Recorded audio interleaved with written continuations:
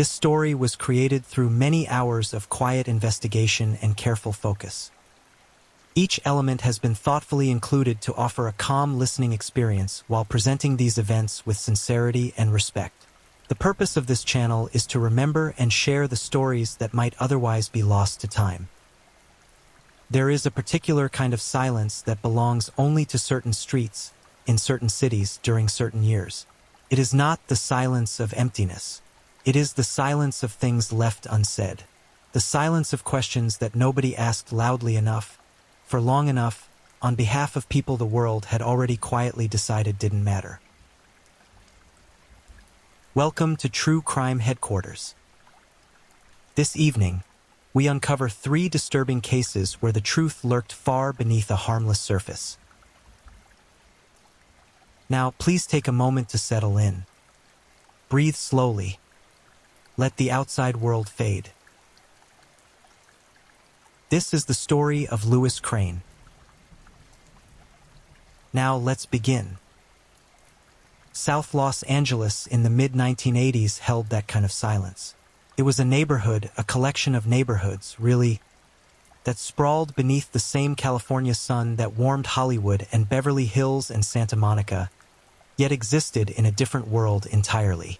A world where the crack cocaine epidemic was not a distant headline but a daily, visible catastrophe, where poverty was structural and generational, embedded in the walls of crowded houses and the cracks of unswept sidewalks, where the women who disappeared from those sidewalks did not, for a long time, disappear into news cycles or public outcry or official urgency. They disappeared into silence. Some of them disappeared into vacant lots, some into abandoned houses. Some were found in alleys running behind streets that most of Los Angeles would never need to drive down. Their names were written into police files, and their files were placed into a larger, ever-growing pile of cases that investigators had begun, cautiously at first and then with increasing certainty, to attribute to a single predator. A ghost they called the Southside Slayer. But the ghost, as it turned out, was not one man. It was several, and among them was a man named Louis Crane. A man who lived on those same streets, who knew those women's names, who ate meals and watched television and slept under the same roof as his family between the nights when he went out and did not come back until someone was dead. What follows is the story of Louis Crane. But more than that, it is the story of a community that was failed at every turn. By systems, by institutions, by a city that looked the other way. This is not a story about a monster who lived outside of society. It is a story about what happens when society stops paying attention. And it is a story that deserves to be told carefully, honestly, and completely, because the women at the center of it deserved far better than what they received. Their names were Sheila Burton, Gail Ficklin, Vivian Collins, Carolyn Barney, Loretta Perry. They were real. They were human. And this is their story too. Please, if you enjoy listening and would like to find this channel again, you're welcome to subscribe.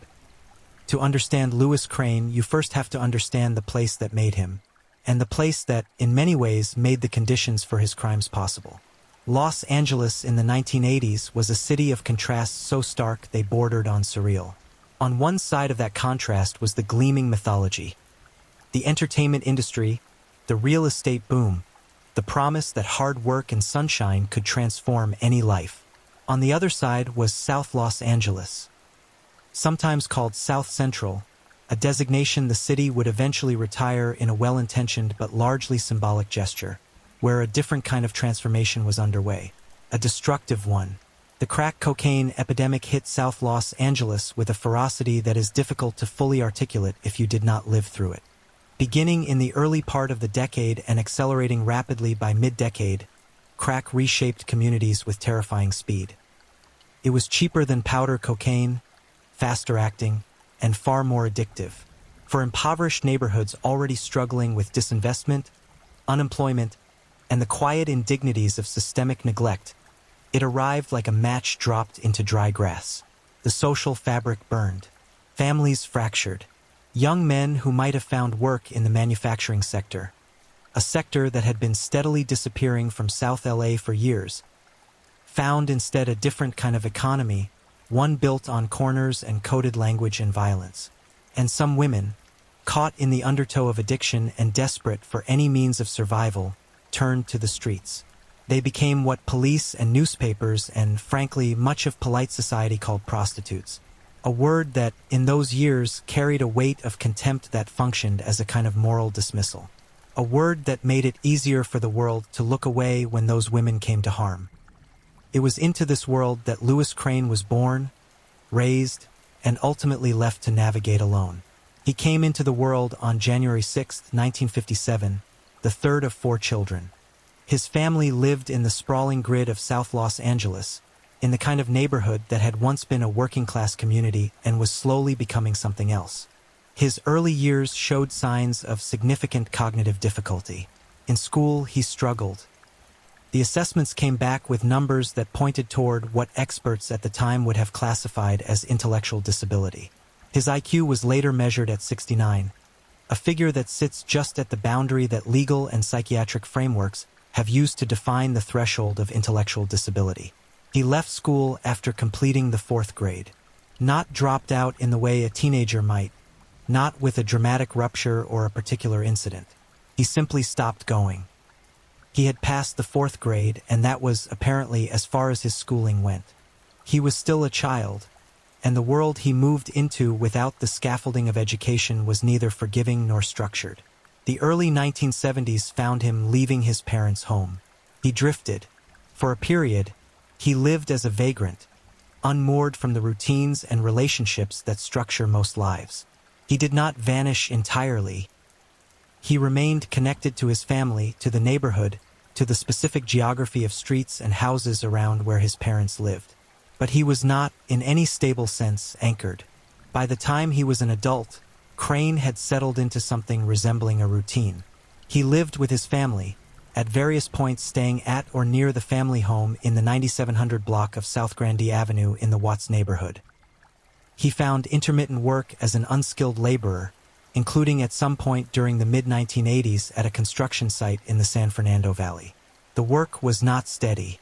The income was not reliable. But it was something, and it placed him in the category of people who were, at least nominally, part of the working world. The neighborhood around South Grandee Avenue was not large in the way that matters to a man who rarely leaves it.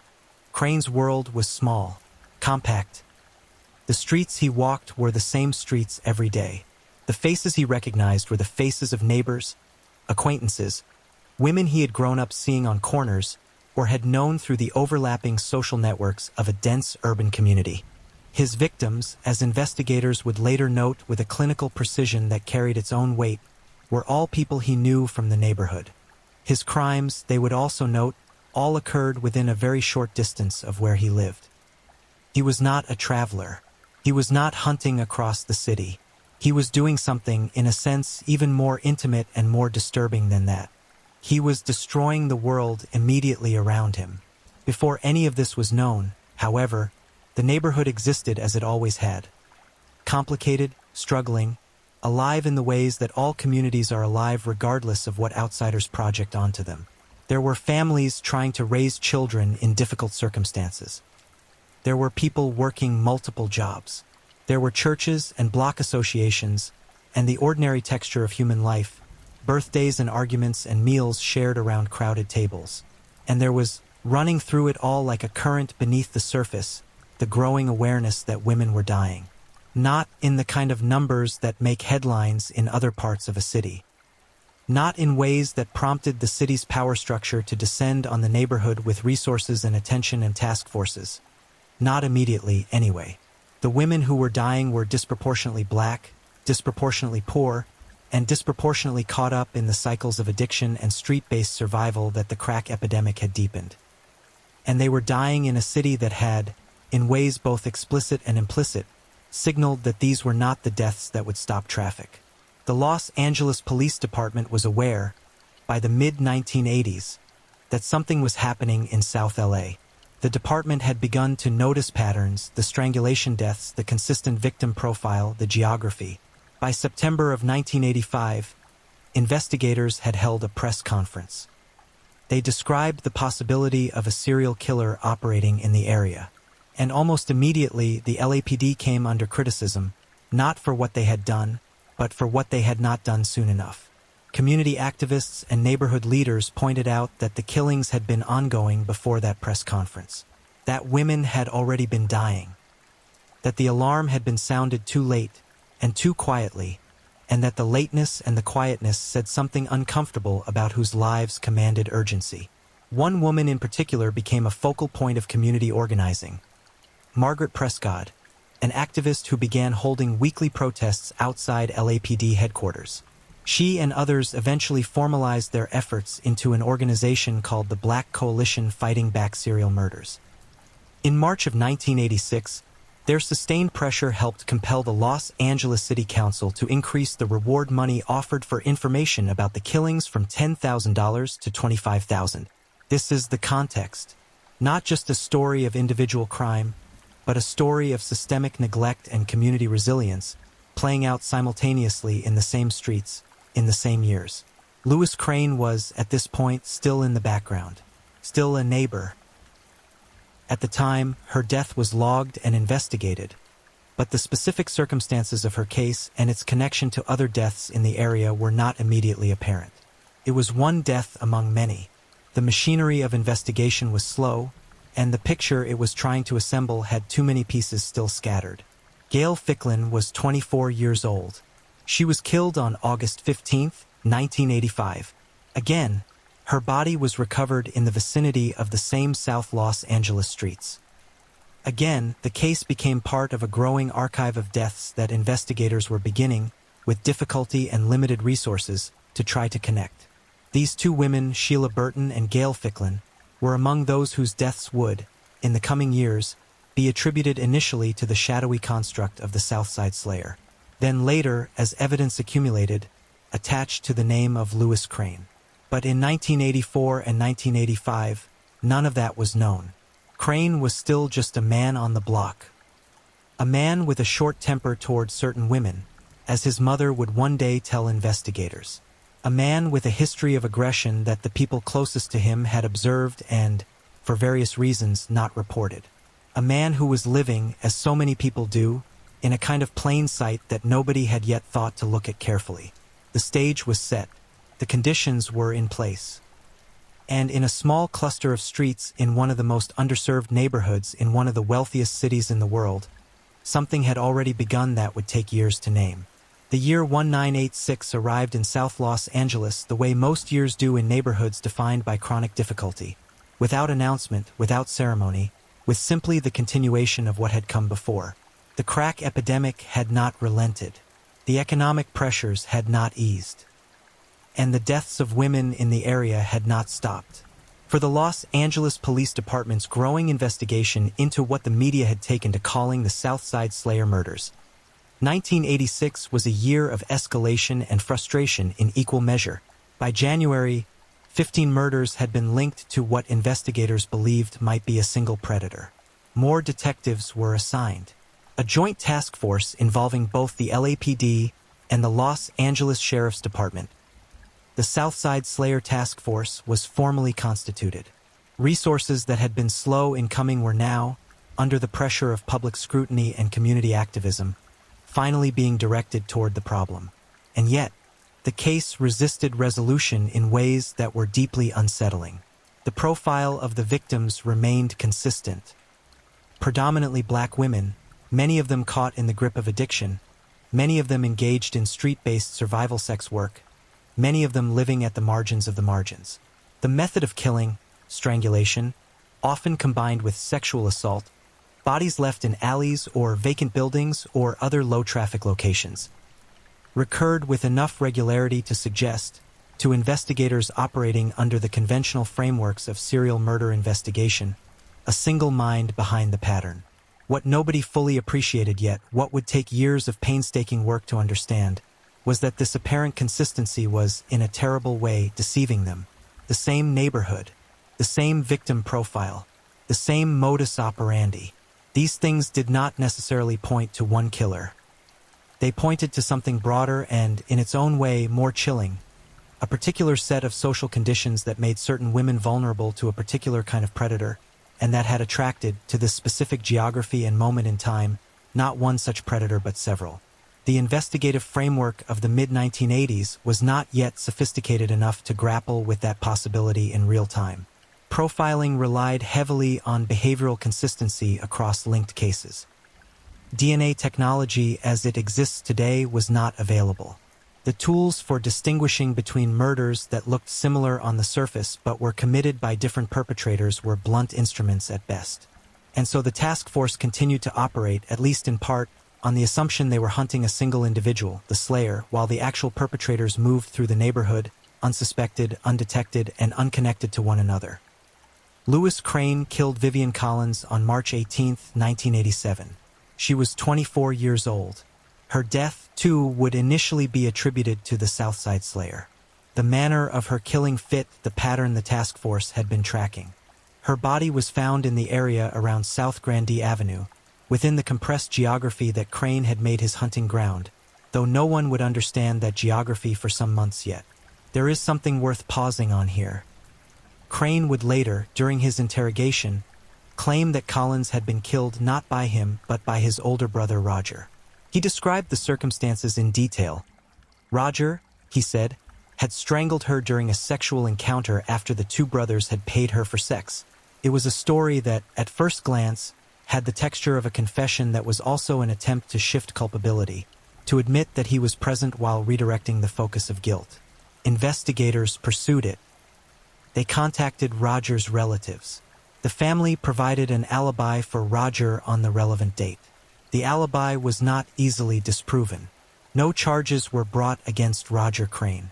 Whether Louis was telling a partial truth or a fully fabricated one, whether he had genuinely been present with another person or was constructing an alibi of his own in the form of a scapegoat, could not be definitively resolved. What could be resolved, eventually, was the physical evidence connecting Louis to the crime. The spring of 1987 was accelerating toward a crisis point in the Crane story, though nobody on the outside would have seen it that way. From the outside, from the perspective of the neighborhood, Louis Crane was still simply present. Still going about whatever constituted his daily life. Still visible unremarkably on the streets he had known his whole life. On May 27, 1987, the body of Carolyn Barney was found. She was 29 years old. She had been strangled. Her body was discovered in a vacant building in the Watts area, close, once again, to the home of Crane's parents, close to the address on South Grandee Avenue that had become the gravitational center of these crimes. A witness came forward with information. They had seen Louis Crane arguing with Carolyn Barney in the back of a station wagon not long before her remains were found. 2 days later, on May 29, 1987, Louis Crane was arrested. The arrest itself was not born solely of the witness account. There was also, investigators noted, the matter of Crane's behavior at the scene.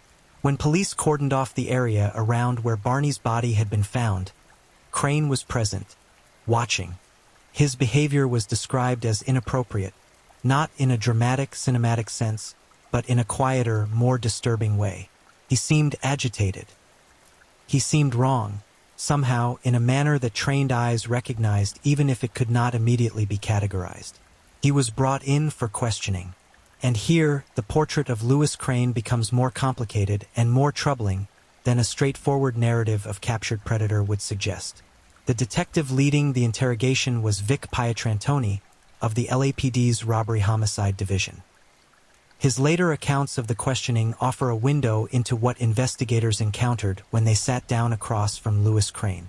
Pietrantoni described him, in his initial presentation, as mild-mannered. Not the kind of person, on the surface, who appeared capable of violent crime. He was cooperative to a point. He was not, in those first moments, the snarling, defiant subject of crime thriller imagination. But that initial impression shifted. When Crane was asked directly about Carolyn Barney, he said that they had argued, and that he left. It was a bare-bones account, the minimum acknowledgement. But the questioning continued. Slowly, through the accumulated pressure of sustained interrogation, hours of it, in a small room with investigators who were patient and methodical, the account changed. He admitted that during the argument, he had pressed his forearm against Barney's neck. He said that he left believing she was sleeping. It is a phrase that has a particularly unsettling quality when you hold it in your mind for a moment. Sleeping, a word that functions, in this context, as either a profound denial or a profound distortion of what he knew to be true. Whether Crane, with his documented cognitive limitations and his measured IQ of 69, had a genuine capacity to convince himself in some compartmentalized way that he had not killed Carolyn Barney, whether the word sleeping was a strategy or a symptom, is a question that no interrogation and no conviction can fully answer. What the continued questioning produced over those long hours was more. Crane did not stop at Carolyn Barney. He began to speak about other women. He admitted to the killing of Loretta Perry. Perry was 24 years old. She had been found dead on January 25, 1987. At the time of her death, investigators had classified her as a drug overdose victim. The crack epidemic, in the years of its most devastating reach, created conditions where the deaths of addicted women could be misread, misclassified, filed away under explanations that were not quite right but not obviously wrong either. Loretta Perry had been classified as an overdose. Her case was, in the records, closed, until Louis Crane opened it again. His admission that he had killed Loretta Perry was specific. He provided details of the kind that investigators recognized as knowable only by someone who had been there.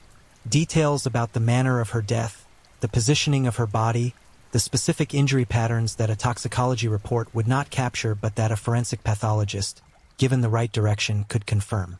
The body of Loretta Perry was exhumed. A thorough pathological examination was conducted, and what it found validated Crane's account. Perry had not died of an overdose. She had been strangled, a death that had been closed, classified, filed away. A woman whose killing had, in a very real sense, gone unrecorded as a killing was now a murder. Louis Crane's words had reopened something that everyone around Loretta Perry deserved to have had right from the beginning. By the time the interrogation concluded, Crane had confessed to the killings of Carolyn Barney, Loretta Perry, and Vivian Collins. 3 women. 3 deaths in a geographic pocket a few blocks wide. The investigation then expanded backward, combing through the open files, the attributed Southside Slayer cases, the deaths of women in that same area over the preceding years. And from that backward expansion came 2 more names. Sheila Burton, killed in November 1984.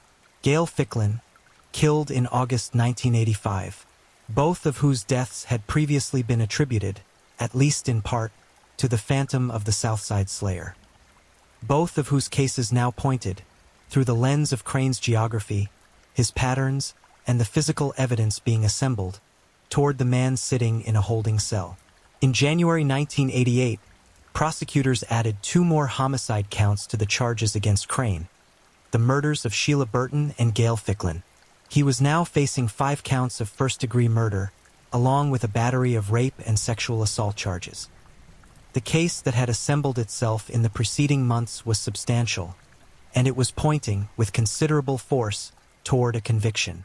But Crane had changed his story.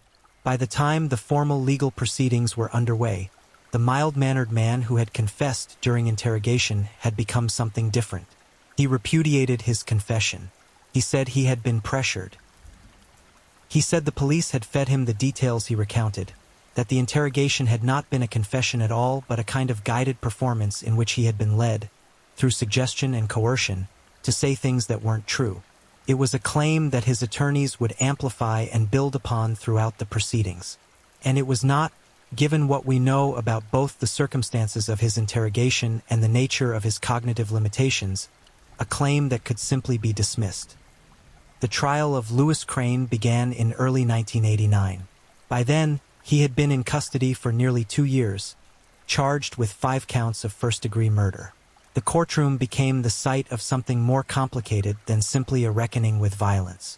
It became a space where several uncomfortable truths about evidence, about confession, about intellectual capacity, about family, and about the nature of guilt itself were forced into collision. The prosecution's case rested on several pillars. The most straightforward was physical, a blood-stained shirt. The shirt had been identified as belonging to Crane or connected to his presence around the time of one of the murders. Testing indicated the blood on it matched the blood type of one of the victims. In the forensic landscape of the late 1980s, before the widespread availability of DNA profiling as a prosecutorial tool, blood typing was the frontier of physical evidence. It was not the ironclad certainty that DNA comparison would later offer, but it was something. It was a material link between a specific garment and a specific death. The confession itself, of course, was central, or rather, the question of whether the confession was actually a confession was central. Crane had, during those hours of interrogation in May 1987, provided accounts of the killings that investigators described as containing details only the killer would know. The exhumation and re-examination of Loretta Perry's body had validated specific elements of what he said. That validation was difficult to explain away. If the interrogation had been, as Crane's defense argued, a process in which details were fed to a man with limited cognitive capacity who simply repeated them back, then how had those details turned out upon forensic examination to be accurate? The prosecution leaned hard on this question. There was also the testimony of Crane's family members. And here the story takes one of its most quietly shattering turns. His mother took the stand. The woman who had raised Louis Crane, who had shared a roof with him, who had watched him grow from a child with obvious cognitive difficulties into an adult navigating a world that was in many ways far too complicated for him. She told the court that she had seen him in a bloodied shirt after one of the murders. She told the court that he had, on multiple occasions, expressed intense anger toward prostitutes who used crack cocaine. His aggression toward a specific category of woman, vulnerable women, addicted women, women who were often the most isolated and the least protected, was described by the person who knew him best as a documented pattern. It is worth sitting with that for a moment. There is something profound and painful about a mother being the witness who provides some of the most damaging testimony against her own son. Whether that speaks to the depth of her certainty about what she had seen and heard, or to the pressures of a legal process that bear down on witnesses in ways that are not always visible in courtroom transcripts, or to something about the particular dynamics of this family in this neighborhood during these years. All of that is layered beneath the surface of the recorded testimony. It is not a simple thing. It was not, one imagines, a simple thing for her. Crane's response to his family's testimony was to accuse them of perjury. He said the shirt was not his. He said the details attributed to him had been manufactured. He said he was innocent, and the people closest to him were lying. His defense attorneys pressed the intellectual disability argument with considerable force. Crane's IQ of 69 sat at a threshold that carries genuine legal and ethical significance. His documented inability to read, he was functionally illiterate, operating at roughly a fourth-grade comprehension level, meant that whatever documents he had signed or whatever written accounts had been compiled during the investigation, he could not have verified their accuracy himself. He was dependent on others to tell him what was written. He had, by the account of those who examined him, a high susceptibility to suggestion and a tendency toward accommodation, toward saying what he believed the people around him wanted to hear, especially in high-pressure situations. These are not invented concerns. The psychology of false confessions is a serious and well-documented field. Studies have shown, repeatedly and with rigorous methodology, that individuals with intellectual disabilities are significantly more vulnerable to making false confessions during interrogation, particularly during long interrogations conducted by authority figures with significant psychological pressure involved. The interrogation of Louis Crane lasted many hours. He was, by any clinical measure, a person in that vulnerable category. And yet, the details about Loretta Perry were accurate. The details that could be independently verified turned out to be real. The shirt existed and bore the blood of a victim. His mother testified to what she had witnessed. And the geography, the relentless, suffocating geography of these crimes, all clustered within a few blocks of where Louis Crane ate and slept and moved through the world, pointed toward him with a consistency that the defense was not able to fully untangle. The trial continued over weeks. Witnesses were called, cross-examined, recalled. The blood evidence was argued and re-argued. The confession was presented and disputed. The mother's testimony stood. And through it all, Louis Crane, a man who had left school in the 4th grade, who could not read the transcripts of his own confession, who sat in a courtroom that operated according to rules and procedures far beyond his documented comprehension, maintained that he was innocent. The jury deliberated, and the jury convicted. Crane was found guilty of 4 counts of first-degree murder, the murders of Carolyn Barney, Loretta Perry, Vivian Collins, and Gail Ficklin. The 5th count, relating to Sheila Burton, resulted in acquittal. The evidence for that particular case was deemed insufficient. There were too few direct connections, too little to tie the specific death to Crane beyond circumstance and geography. The jury would not convict on that count, and so Sheila Burton's death, and the question of who was responsible for it, remained in a different kind of legal limbo. On June 27, 1989, Louis Crane was sentenced to death. In another era, with different forensic tools, the evidentiary picture might have been cleaner. DNA analysis, had it been available in the manner it would be within a decade, could potentially have resolved the questions about the bloodstained shirt with a precision that blood typing could not. It might have validated or complicated the confession in ways that the 1989 courtroom could not access. It might have shed light on whether Crane acted alone in all of the killings, or whether his attempt to implicate his brother Roger in the death of Vivian Collins had any basis in truth. But those tools were not available. The case was tried with what existed, and what existed was enough, in the estimation of the jury, to meet the legal standard of guilt beyond a reasonable doubt on 4 of the 5 counts. The sentencing was also a moment that carried its own weight of ambiguity. A death sentence, in the abstract, sounds like the machinery of justice reaching its intended conclusion. But a death sentence applied to a man with a measured IQ of 69. To a man whose defense argued, with evidence, that he could not fully understand the proceedings being conducted in his name, carries with it a shadow that the clean language of legal judgment does not entirely resolve. There are serious scholars and serious advocates who have spent decades arguing that applying capital punishment to individuals with intellectual disabilities is a form of injustice independent of the question of guilt. The United States Supreme Court would, in 2002, issue a ruling in the case of Atkins versus Virginia that held such executions to be unconstitutional, a violation of the Eighth Amendment's prohibition on cruel and unusual punishment. That ruling came 13 years after Louis Crane was sentenced to die. But for Crane, the question of whether the sentence was proportionate or constitutional became, within a very short time, moot. He did not survive long enough for the legal machinery of appeals and reviews to run its course. After his conviction, Crane was transferred to San Quentin State Prison, the facility on the shores of San Francisco Bay that has long housed California's death row.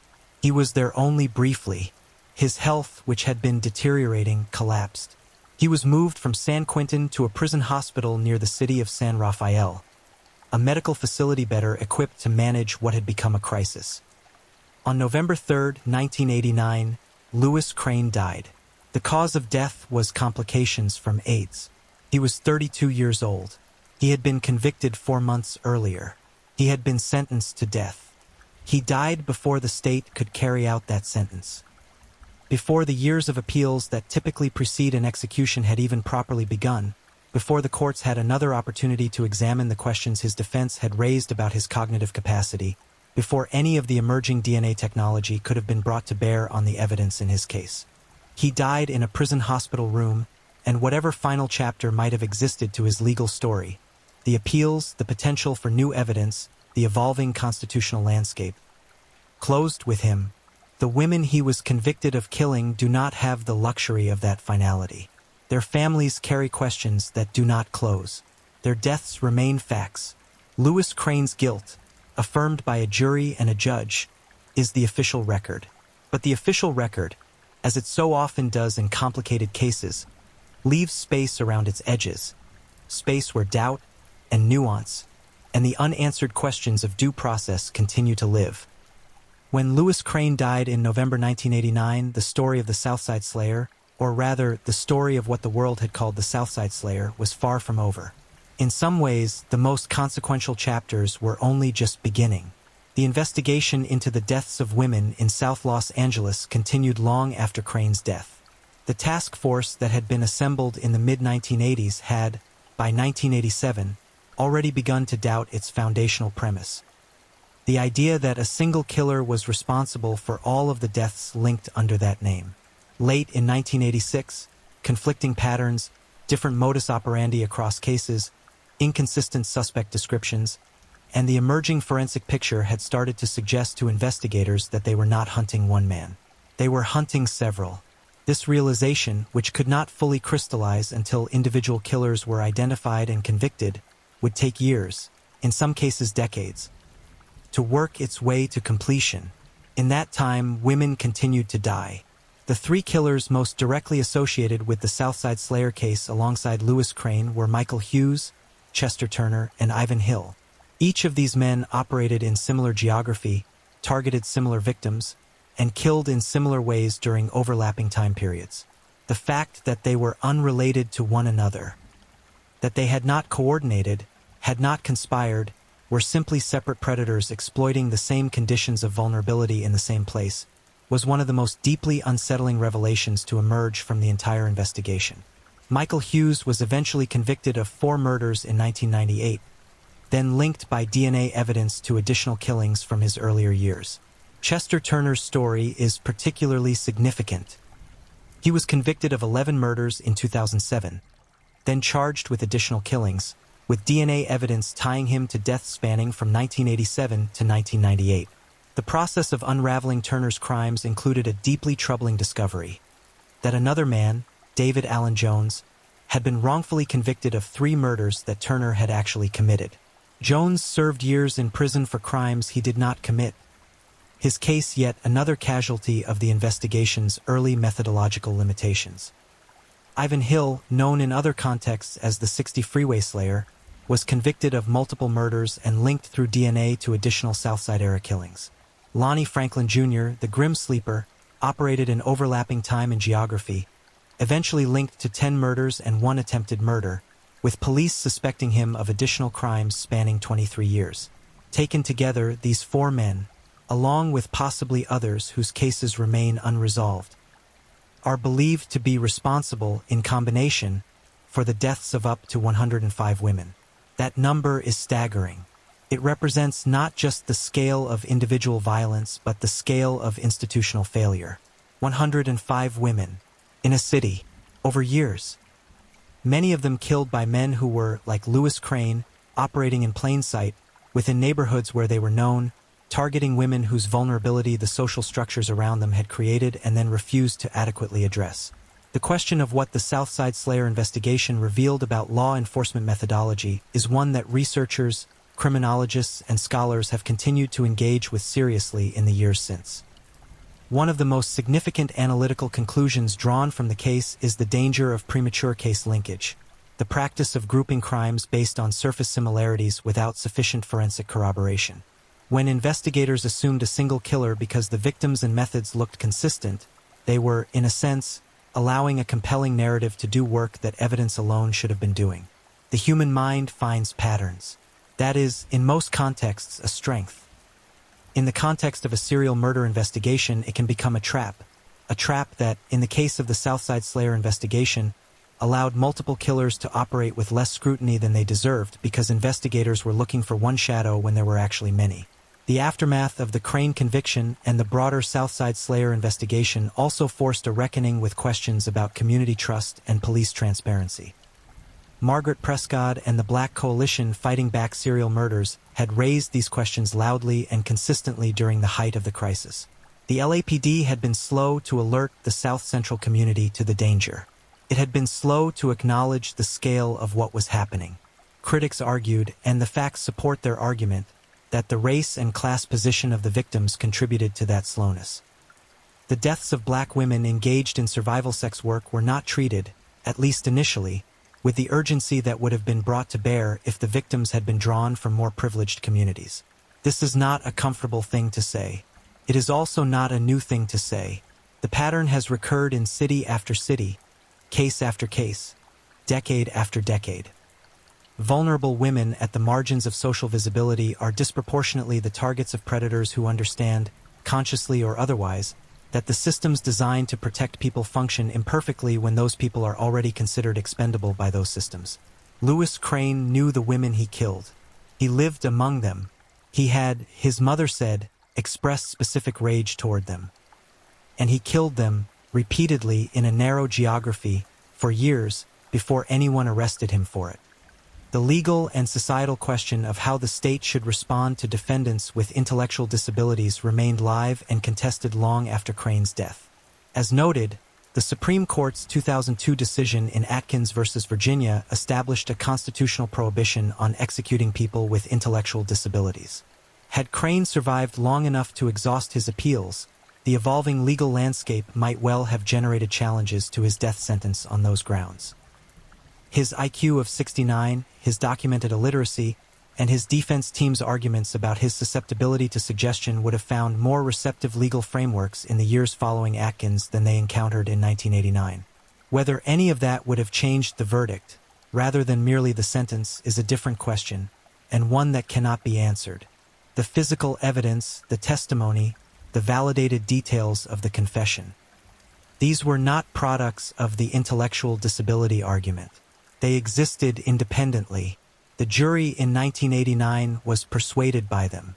Whether a different jury in a different year with different forensic tools and different legal frameworks available would have reached the same conclusion is something we cannot know. What we can know is this: for women are acknowledged, by the official record, to have been killed by Louis Crane. Sheila Burton's case was not resolved, legally, against him. Loretta Perry's death was reclassified from overdose to homicide because of what Crane told investigators. A reclassification that at least ensured the truth of her death was recorded, even if the process through which that truth emerged raises questions that have no clean answers. The victims deserve the center of this story's conclusion. They deserve more than a paragraph at the end of a legal narrative. Carolyn Barney, 29 years old, found in a vacant building on a May morning in 1987. Vivian Collins, 24, killed in March of that same year. Loretta Perry, 24, whose death was nearly erased from the record of violence and who had to be brought back by the confession of the man who killed her. A cruel and particular kind of injustice. Gail Ficklin, 24, killed in August of 1985. Her case eventually pulled from the Southside Slayer file and attached to a name. And Sheila Burton, 30, whose death in 1984 remains, in the legal record, unresolved. Each of these women had a life before she became a name in a file. Each had a family, a history, a set of experiences and relationships that existed entirely apart from the circumstances of her death. The crack epidemic, the poverty, the street-based survival work, these are contextual facts that explain something about vulnerability without reducing any of these women to those circumstances. They were human beings navigating an extraordinarily difficult world. They deserved protection, and they were not adequately protected. They deserved justice, and the justice they received was incomplete, complicated, and filtered through systems that had already demonstrated their ambivalence about their lives. The Southside Slayer investigation, seen whole, is a story about what happens when a city decides, not in one explicit, deliberate moment, but in 1,000 small moments of inattention and indifference, that some of its people do not require the same measure of care and urgency as others. It is a story about the conditions that allow predators to operate, about the methodological failures that allowed multiple killers to be misread as one, about a community that organized and demanded attention and was heard only partially and slowly. And it is a story about Louis Crane himself, a man who resists any clean, satisfying narrative. He was not a genius criminal. He was not a calculating, methodical predator constructing an elaborate cover. He was a man with profound cognitive limitations, shaped by poverty and disconnection from the structures that might have caught and redirected him earlier, who killed women he knew in a neighborhood he never left. He was convicted on evidence that a jury found sufficient and that his defense found insufficient. He died in custody before the questions his case raised could be more fully examined. The remaining questions are real. They are not invented by conspiracy or denial. They live in the gap between what was provable in 1989 and what might have been provable later, with different tools and different legal standards. They live in the specifics of that long interrogation, its length, its pressure, the cognitive vulnerability of the man being questioned. They live in the acquittal on the Sheila Burton count and the implications of that acquittal for the remaining verdicts. None of this erases the conviction. None of it erases the deaths. What it does is keep us honest about the complexity of what we know and the limits of what we can know. It asks us to hold several things at once. The weight of the evidence, the weight of the doubt, the humanity of the victims, and the imperfect machinery of justice that stood between them and whatever resolution the word might have meant. Louis Crane died on November 3, 1989, in a prison hospital near San Rafael, California. He was 32 years old. His death was quiet, unremarked in most of the press, the end of a life that had begun in difficulty and collapsed into violence and then into a prison bed. The streets of South Los Angeles kept going. They always do. The women who came before and after, the ones who survived, the ones who were never caught in any official record, the ones whose deaths belong to the still open files of the Southside Slayer era, are part of a history that the city has never fully reckoned with. Perhaps it is the nature of reckoning that it is always incomplete. Perhaps it is the nature of cases like this one that they do not resolve so much as they settle into archives, into memory, into the particular silence of streets that hold their history in the cracks of the pavement and the doorways of buildings that nobody looks at twice. But silence, as this story has perhaps demonstrated, is not the same as resolution. And some questions, once asked, do not stop asking themselves. If you're new here, welcome to the channel, where we dive into true crime stories with calmness and respect. A special shout out to my amazing subscribers who've been with me from the start. Thank you for your incredible support. If you're still with me, drop a comment. Let me know where you're tuning in from and what time it is in your part of the world. Or just say hello so I know you're still here. And if you haven't already, make sure to like this video and hit subscribe so you won't miss any of our upcoming true crime stories perfect for winding down. Now, let's move on to our second story. Story 2. The Man Who Stayed, Thomas Eugene Creech and the Wait of 50 Years. There is a man alive right now in Idaho. He is in his mid-70s. He wakes up every morning in the same building he has lived in for the better part of 50 years. He has a wife, a woman he met through her son, who once worked as a prison guard. He writes poetry. He plays the guitar. He has mentored younger inmates through difficult seasons of their lives. He was chosen, at one point, by the director of the Idaho Department of Correction himself to serve as an ambassador, to meet and speak with a visiting group from the Methodist Church. Prison staff who have known him for decades describe him with words like gentle, thoughtful, supportive. One staff member told a parole board that while she could not begin to fathom the suffering he had caused others, the man she knew made real, positive contributions to the people around him every single day. The judge who sentenced him to death, who reviewed every piece of evidence, who sat through every argument, who signed the warrant, later said publicly that carrying out the execution would serve no purpose other than vengeance, that it would accomplish nothing. He filed a formal declaration asking that this man's life be spared. And yet, on February 28, 2024, a 6-member prison team strapped this man to a hospital bed inside the execution chamber at the Idaho Maximum Security Institution. They had mapped his veins days earlier. They were confident. They had a plan. For the next hour, in front of witnesses, in front of officials, in front of the law, they tried 8 separate times to place an intravenous line into his body to deliver the lethal drugs that were supposed to end his life. 8 times. His veins collapsed. Every single attempt failed. The execution was called off. The man was unstrapped, escorted back to his cell, and his death warrant expired that night. That man is Thomas Eugene Creech. And here is the thing that makes this story unlike almost any other case you will encounter in the true crime space. The same man who writes poems for grieving prison staff, who found Christianity in a cell, who has not received a single disciplinary write-up in nearly 3 decades. That same man, by his own admission, killed people. Not 1, not 2, not even 5, though 5 is the number his formal convictions account for. By his own words, spoken voluntarily, spoken repeatedly across decades, Thomas Eugene Creech participated in the deaths of at least 26 human beings. At certain moments, in certain interviews, he claimed the number was closer to 42. And the question that never fully goes away, the one that has haunted courtrooms and parole boards and legal scholars for half a century, is not simply how many. It is who exactly is Thomas Creech right now? And does it even matter? This is not a story about a monster. Monsters are simple. They make sense in a certain clean, necessary way. This is a story about something far more unsettling than that. It is a story about a human being who became capable of extraordinary harm, and about what the system of justice is supposed to do when that human being, decades later, seems to have genuinely become someone else entirely. It is a story about victims whose families have waited their whole lives for a chapter to close. It is a story about the slow machinery of law in a country that cannot quite make up its mind about death. And it is a story about a single February morning when the state of Idaho tried to execute a man and could not do it, and what happened in the silence after. Settle in. Thomas Eugene Creech was born on September 9, 1950 in Dayton, Ohio, a Midwestern city that was, in the years immediately following World War II, still riding a particular kind of industrial confidence. Factories hummed.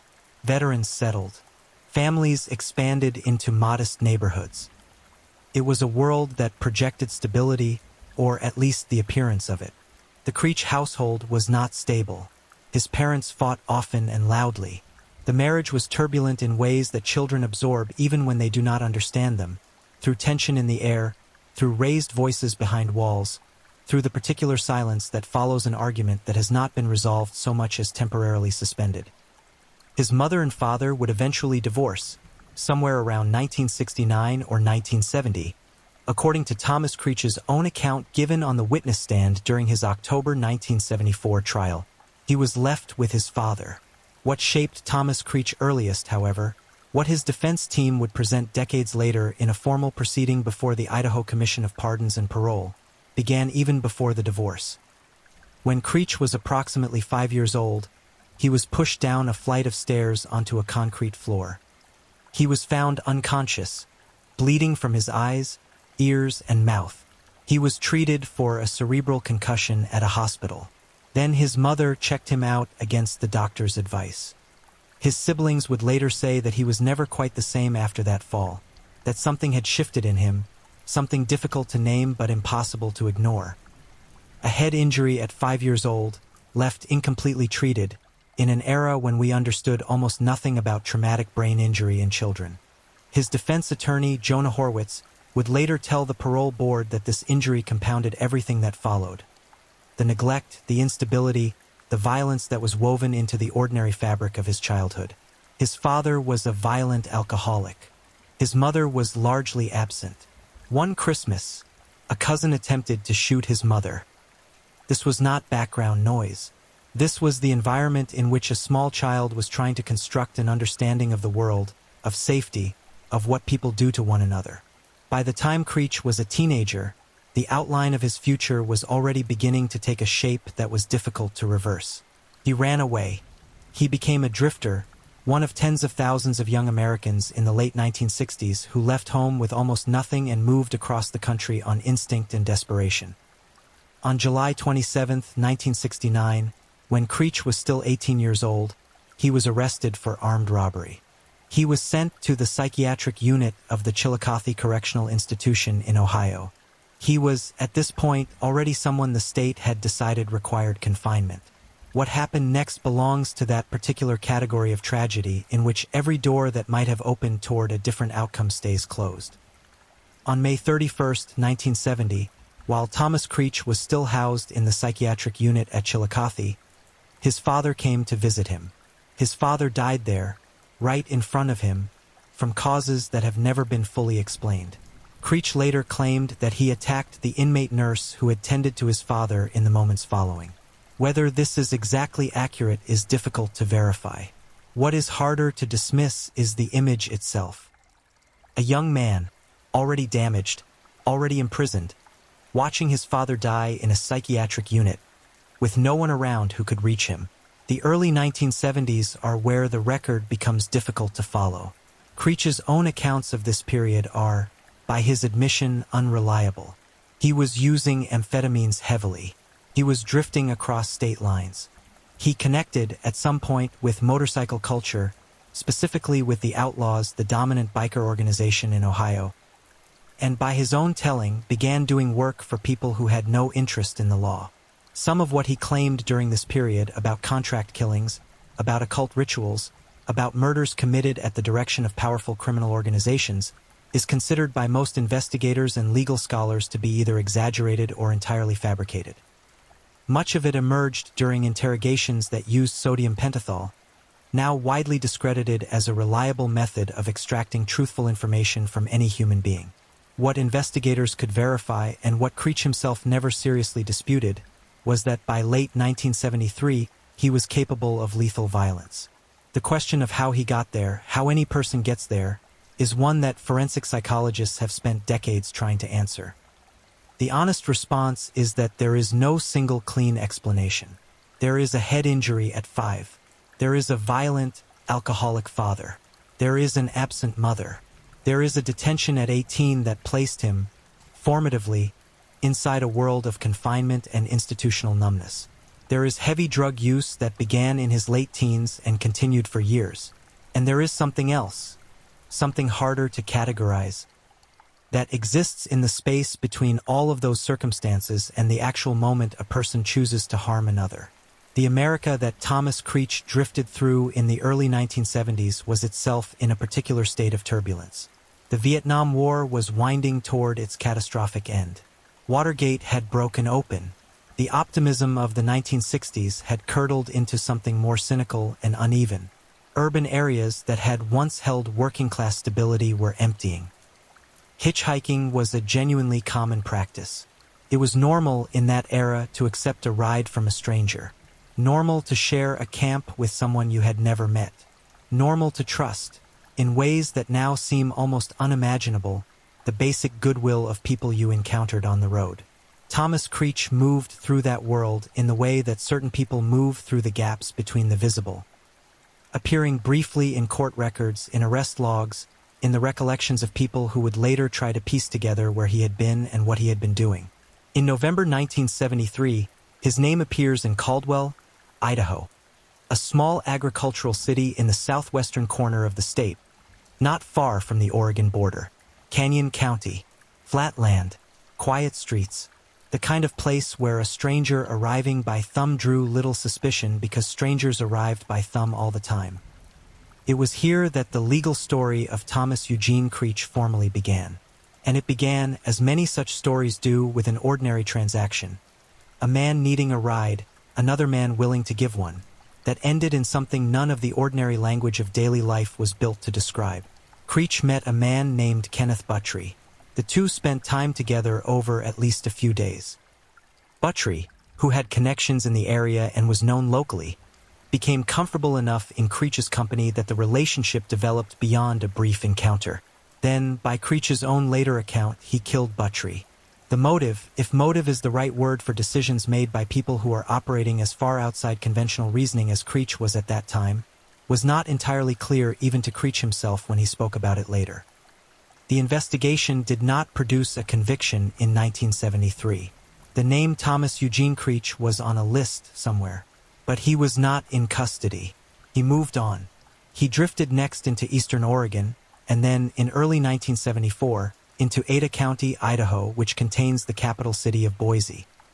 In the weeks before what would become his first formal murder conviction, Creech was living loosely, moving between acquaintances and strangers, consuming amphetamines, and increasingly disconnected from whatever thread normally keeps a person tethered to consequences. He had a truck. He had a gun. He had, by this point, spent the better part of his adult life inside a world where violence was not an exception but a recurring feature of daily existence. The individuals who crossed his path in early 1974 would not know any of this. That is perhaps the most quietly terrible thing about what was coming. The case that would define Thomas Eugene Creech's legal identity for the rest of his life began on March 31, 1974, in Ada County, Idaho. The victim's name was David Dale Eaton. He was 22 years old.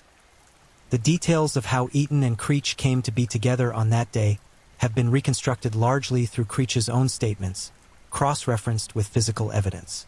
Eaton was a young man in the wrong place at the wrong moment, a formulation that does not come close to capturing the devastation his death represented to the people who loved him, but that describes with some accuracy the structure of what happened. He was not someone who had sought out danger. He was not someone who had made any decision that logically led to this outcome. He simply encountered Thomas Creech. Creech killed him. He would later plead guilty to this killing in Ada County, and this conviction, first-degree murder, would become the foundation on which everything that followed was built. But Ada County was not where law enforcement first caught up with Creech. That happened in Canyon County, where the investigation into Kenneth Buttry's death had continued quietly in the months following the November 1973 killing. Officers were building a picture. Creech's name was in the frame, and when he was arrested in the spring of 1974, both investigations converged. The October 1974 trial in Ada County for the murder of David Eaton was not a complicated proceeding in the evidentiary sense. Creech pleaded guilty. He took the stand. He spoke with a directness that struck courtroom observers as unusual, not remorseful in the conventional sense, but not evasive either. He was convicted and sentenced to death.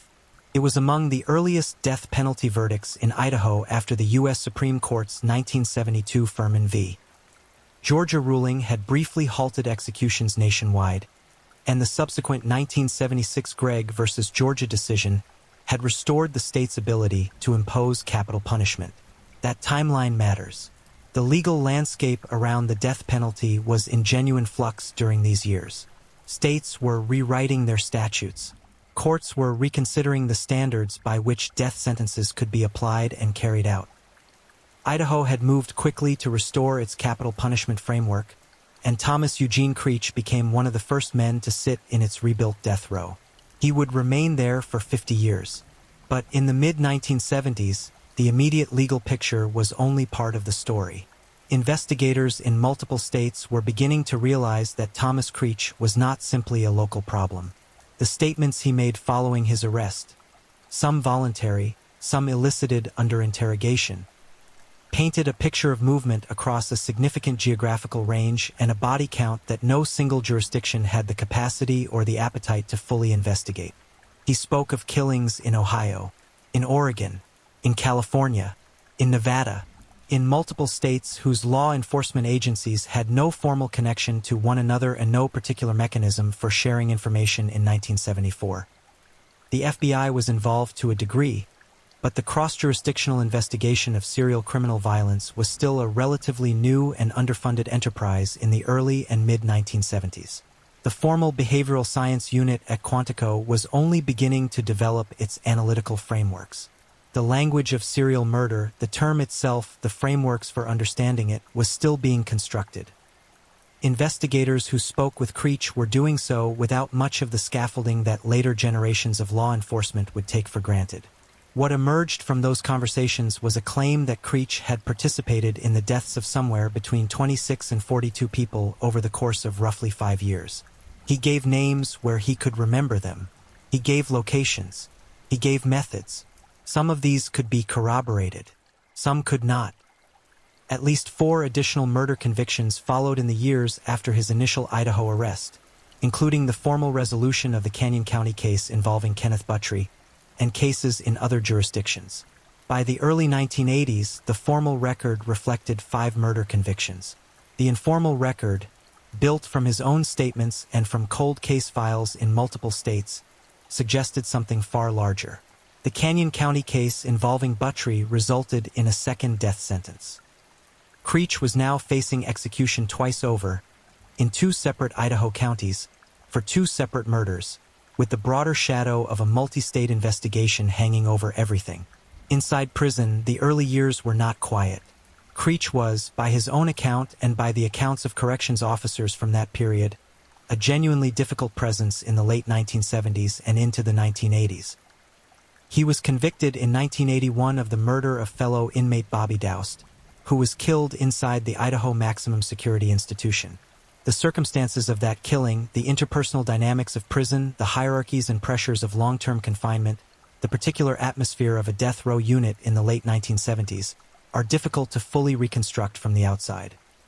What is documented is that the killing occurred, that Creech was convicted, and that this conviction added additional weight to a legal record that was already extraordinarily heavy. The victims in these cases were real people with real families. Families who had experienced devastating and sudden loss, who had in some cases waited years for formal answers that came only partially or not at all. The victims of Creech's admitted but unproven killings had families too. Families who were told, in some cases, that someone had confessed to killing their loved one, but that no prosecution would follow because the evidence was insufficient or the case had been too long cold or the resources were simply not available. For those families, the accounting was never clean. David Eaton's family lived with his absence. Kenneth Buttry's family lived with his absence. Bobby Dowse's family lived with his absence. And for every name on a list of confessions that could not be prosecuted, there was a family somewhere living inside an incomplete story. Throughout the 1970s and 1980s, Idaho's death penalty framework continued to evolve under legal challenge. Creech's case was appealed. His death sentences were reviewed. The Idaho Supreme Court and, at various points, the federal courts looked at the evidence, at the sentencing process, at the constitutional questions that surrounded capital punishment in America's post-Furman legal landscape. The appeals process is a long, slow, exhausting machine. For families waiting for resolution, for prisoners waiting for death or reprieve, for attorneys on both sides who know that no single ruling is ever truly final. Idaho's death row population was never large. In some years, it held fewer than 10 people. Thomas Creech was not just its most visible inhabitant. He was, for many periods, the person who had been there the longest, who carried the largest legal history, who represented the most complex version of the questions the state had not yet resolved. By the mid-1980s, something began to change in Creech that those around him noticed and documented. He found religion. Not in the way that prisoners sometimes find religion as a strategic presentation for parole boards, or at least, not in a way that the people around him interpreted as strategic. He became deeply involved with a Christian ministry inside the prison. He began writing. He began engaging with other inmates in ways that were pastoral rather than predatory. The transformation was gradual and, by the testimony of people who watched it unfold over years, consistent. The questions it raised, however, were not simple. Transformation is real. People change. The scientific literature on brain development, on the impact of age on impulse control and executive function, on the neurological differences between a 23-year-old and a 65-year-old, is clear and consistent. The man who committed violence at 23 is not, in any neurologically meaningful sense, the same person at 73. And yet the victims remain dead. That fact does not change with any transformation. It sits, permanent and unanswerable, underneath everything else. The year 2023 was, for Thomas Eugene Creech, a year in which all the slow machinery of law that had been grinding for decades suddenly began to accelerate. Idaho Governor Brad Little signed Creech's death warrant on November 8, 2023. The execution was scheduled for February 28, 2024. This was not Creech's first death warrant. There had been prior moments when execution had seemed imminent, each time forestalled by legal intervention or a stay. But something about 2024 felt different to the people close to the case. The legal landscape had shifted. The appeals had been largely exhausted. The political climate in Idaho was not favorable to delay. And the Idaho Department of Correction had spent significant time and resources preparing for the execution itself. Creech's legal team, led by public defender Jonah Horwitz, moved quickly. They filed a clemency petition with the Idaho Commission of Pardons and Parole, a formal request that the board intervene and recommend that the governor commute Creech's death sentence to life in prison without the possibility of parole. The hearing, held in January 2024, was one of the more unusual proceedings in recent Idaho legal history. The witnesses who spoke on Creech's behalf were not the expected cast. They were not advocacy groups or abolitionists speaking in abstractions. They were corrections officers and staff who had worked with Creech for decades. One of them, a woman who had spent years working inside the prison, described him as a mentor, as someone who had supported her through a difficult personal loss, as a presence that she could not reconcile with the file she knew existed on him. She was not asking the board to ignore what he had done. She was asking them to account for who he had become. Jonah Horwitz presented a detailed mitigation case that went back to Creech's childhood. The stair fall at 5 years old, the concussion and premature discharge from the hospital, the decades of neurological research that has transformed our understanding of what early traumatic brain injury does to a developing child's cognition, impulse control, and emotional regulation. He brought in specialists. He brought in documentation. He argued that the man who committed these crimes in 1973 and 1974 was operating with a damaged brain inside a childhood environment so violent and unstable that the concept of personal responsibility, at least in its full legal and moral weight, required serious qualification. The judge who had originally sentenced Creech to death in the Ada County case, Judge Gerald Schroeder, who had since retired, submitted a written declaration that was read into the record. He stated that he did not believe executing Thomas Creech would serve the ends of justice. He said, in essence, that the man he had sentenced no longer existed in any meaningful sense. The board voted. The clemency petition was denied. It is worth sitting with that for a moment. A retired judge who imposed the sentence asked the board not to carry it out. Prison staff who had known the man for decades asked the board not to carry it out. A detailed neurological and developmental case was presented, and the board voted to allow the execution to proceed. Their reasoning reflected a particular and legitimate tension, one that exists at the very heart of capital punishment in American democracy. The victims were real. The crimes were real. The families of the dead had waited decades for the sentence they had been promised. No amount of transformation in the perpetrator changes the permanence of what was done to them. The night before the execution, Creech was, by the accounts of those who saw him, calm. He had spent decades in this building. He had made his peace, or whatever version of peace was available to him, a long time ago. He had written letters. He had prayed. He had, in some sense, been preparing for this morning for 50 years. February 28, 2024, arrived cold and clear in Kuna, Idaho, the small town just outside Boise where the Idaho Maximum Security Institution sits. The execution chamber was prepared. Witnesses had gathered. The protocol was in place. The 6-member execution team had done their preparation, including a vein assessment of Creech's arms in the days leading up to the scheduled time. They were confident in the access they had identified. What happened over the following hour is documented in official Idaho Department of Correction records, in the accounts of the witnesses present, and in the subsequent investigation that the department conducted. The execution team attempted to place an intravenous catheter. The vein collapsed. They tried again.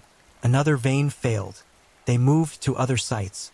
One attempt after another failed to establish the access required to deliver the lethal injection protocol. 8 separate attempts. The team worked methodically, followed protocol, consulted internally. After approximately 1 hour, the execution was called off. The Department of Correction issued a statement saying that they had been unable to establish intravenous access. Governor Little acknowledged what had happened and said the state would review its protocols. Creech was returned to his cell. The death warrant, which had a specific expiration date of midnight, lapsed. The medical and legal community immediately engaged with what had happened.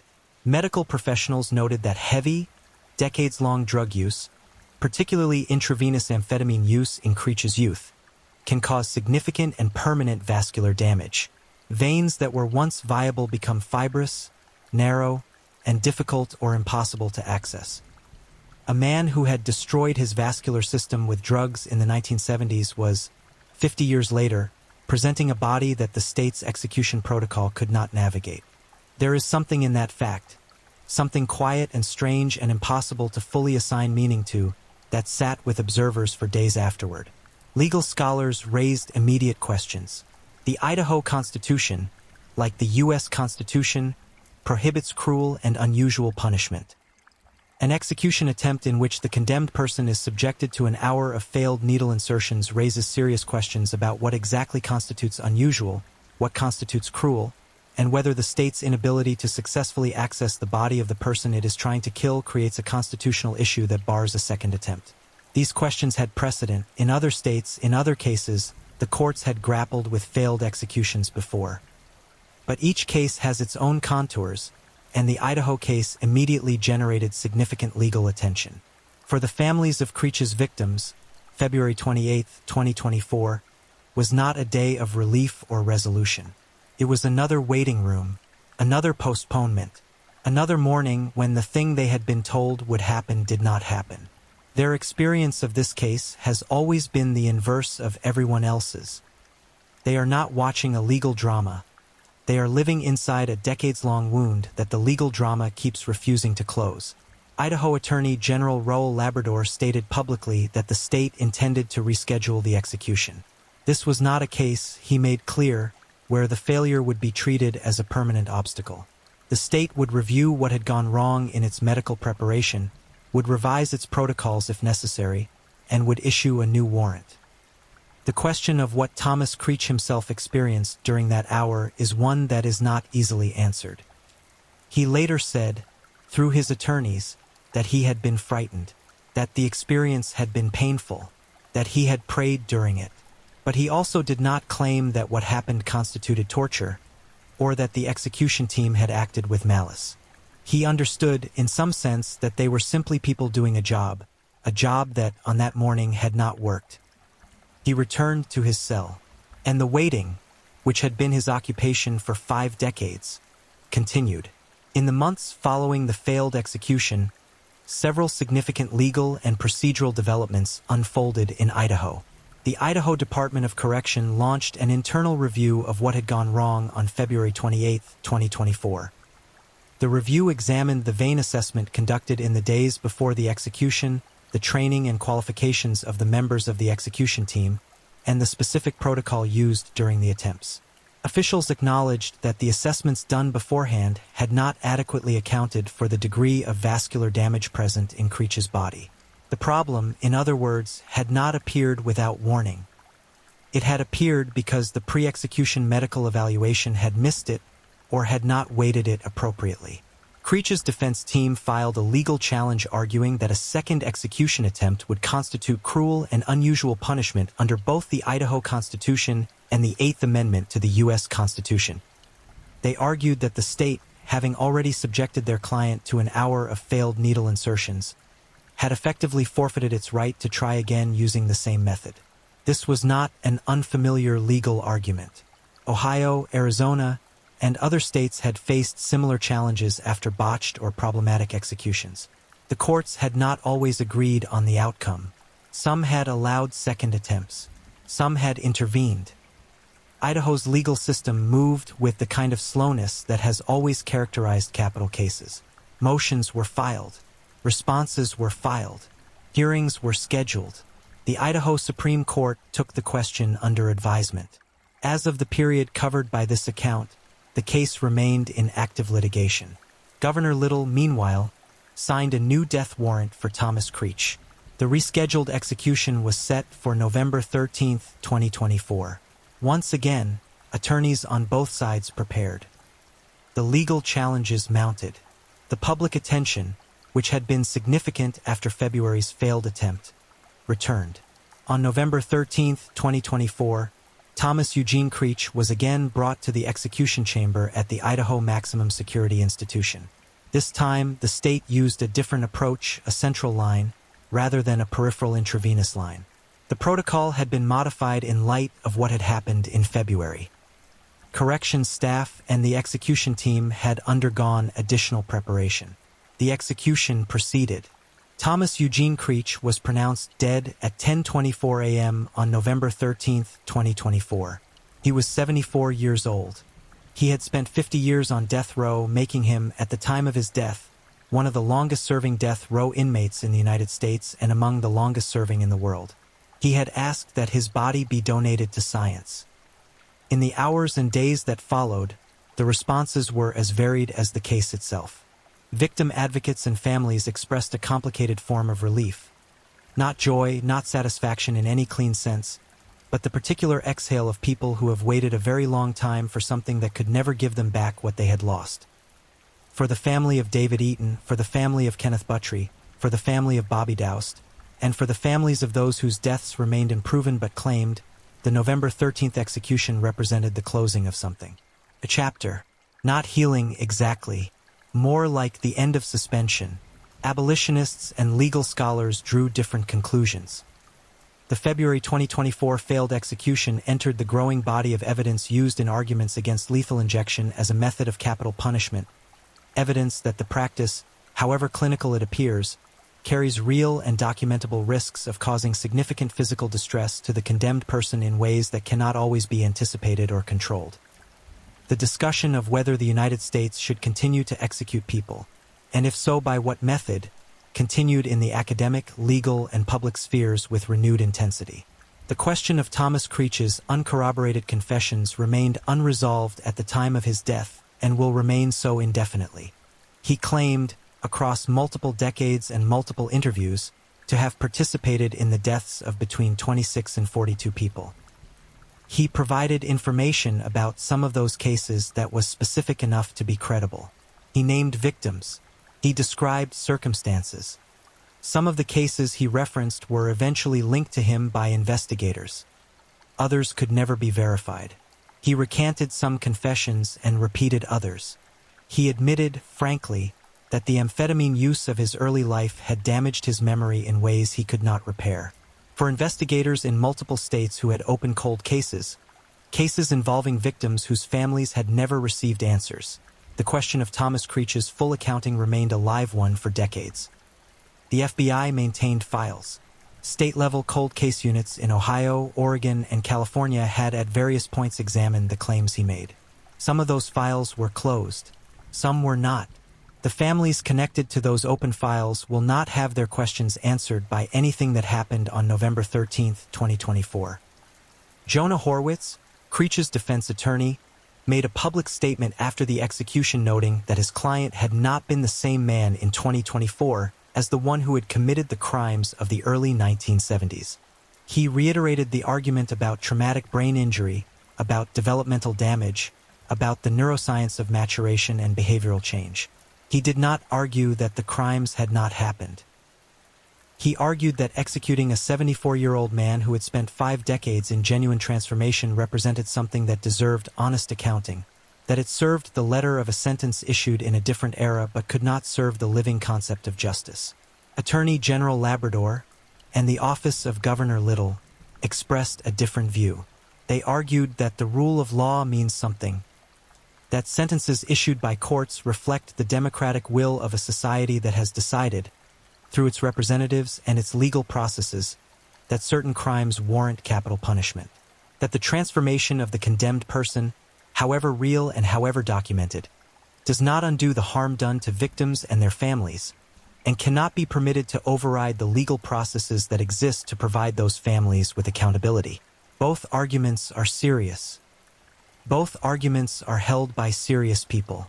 And both arguments run through the center of every death penalty debate that has ever taken place in the United States, with a directness that this case renders almost uncomfortably clear.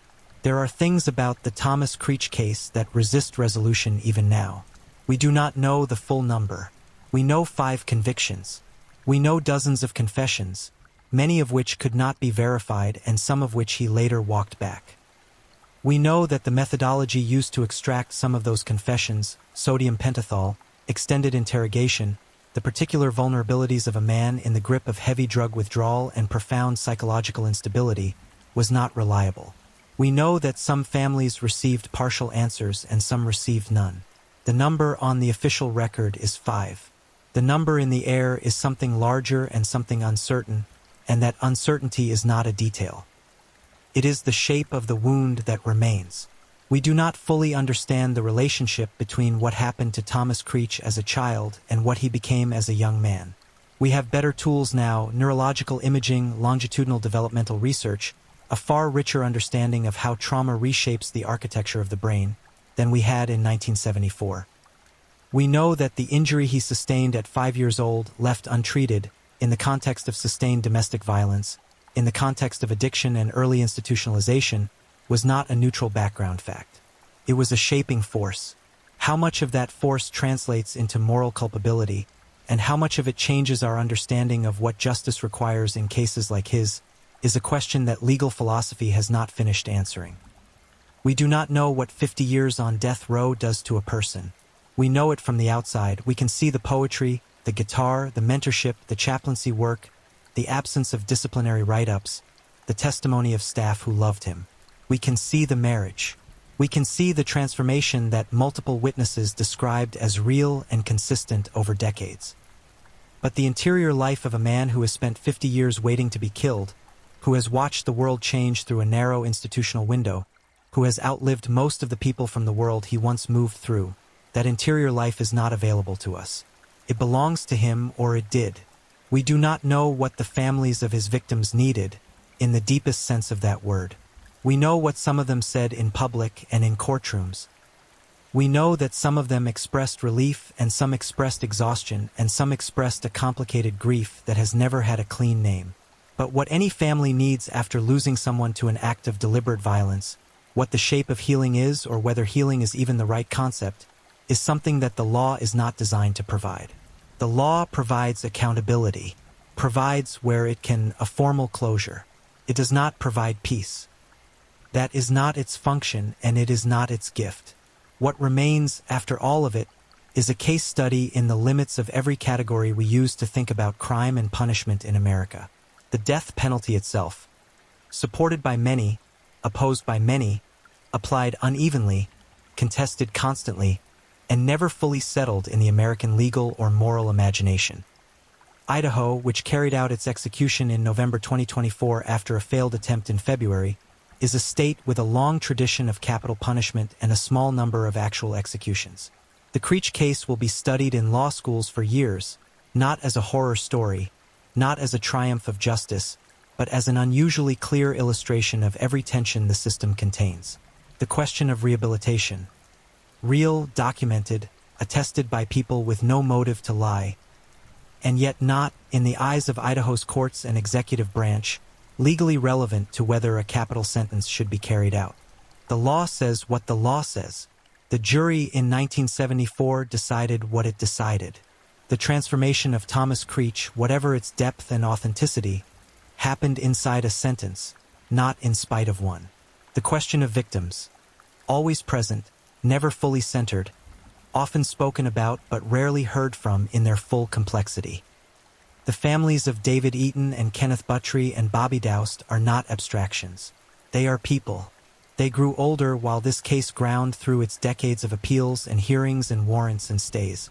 They built lives around an absence and waited for a legal process to do something that legal processes are never quite equipped to do. Thomas Eugene Creech died on November 13, 2024, in the same building where he had lived since 1974. He died in the company of witnesses required by law to observe. He died having written poetry, having loved a woman, having spoken honestly about things he had done that most people cannot bear to contemplate. He was, at the end, still the subject of the question that had defined his entire legal existence, the question that every serious case in which a human being causes great harm eventually generates, in one form or another. Was justice done? The question will not stop being asked. And the fact that it will not stop being asked is not a failure of the system, exactly. It is the system being honest about what it can and cannot do. Courts can convict. Sentences can be carried out. Files can be closed. But the space between what the law is capable of and what justice actually requires, the gap between accountability and healing, between process and peace, that space does not close when the warrant expires. It does not close when the execution is carried out. It remains open, quietly asking. That, perhaps, is the truest thing about this case, and about most of the cases that resist easy summary. Not the sensational headline, not the failed execution and its second attempt, not the confession count or the decades or the guitar or the poetry. What remains is the gap. The honest, unresolvable gap between the harm that was done and the remedy the law can offer. Thomas Creech lived in that gap for 50 years. The families of his victims live there still. And so, in some form, does anyone who looks honestly at this case and tries to say with confidence what justice required and whether it was given. Some questions are not answered by an execution. Some questions simply outlive every person involved in them. This was one of them. If you're enjoying these stories, don't forget to leave a comment. I'd love to hear where you're tuning in from and what time it is in your part of the world. And if you haven't already, be sure to like this video and subscribe so you don't miss the next true crime story to help you drift off to sleep. Now, let's move on to our third story. Story 3. The Man Who Told You His Name. There is a specific kind of stillness that arrives just before you understand something terrible. Not the moment of revelation itself, but the breath just before it. The pause in which everything is still ordinary, still explainable, still fine. Most people who crossed paths with Thomas Wayne Crump experienced that stillness. A man who offered directions. A woman who saw a mature and kind face across a fast food counter. A cab driver who stopped because it seemed like the right thing to do. In each of those moments, the world was still intact. The ordinary mechanics of human decency were still operating. Strangers helping strangers, people doing their jobs, a young woman believing that the man she married might be exactly who he appeared to be. And then the stillness broke. What makes this case so quietly, persistently unsettling is not the volume of violence, though the volume is significant, but rather the architecture of it.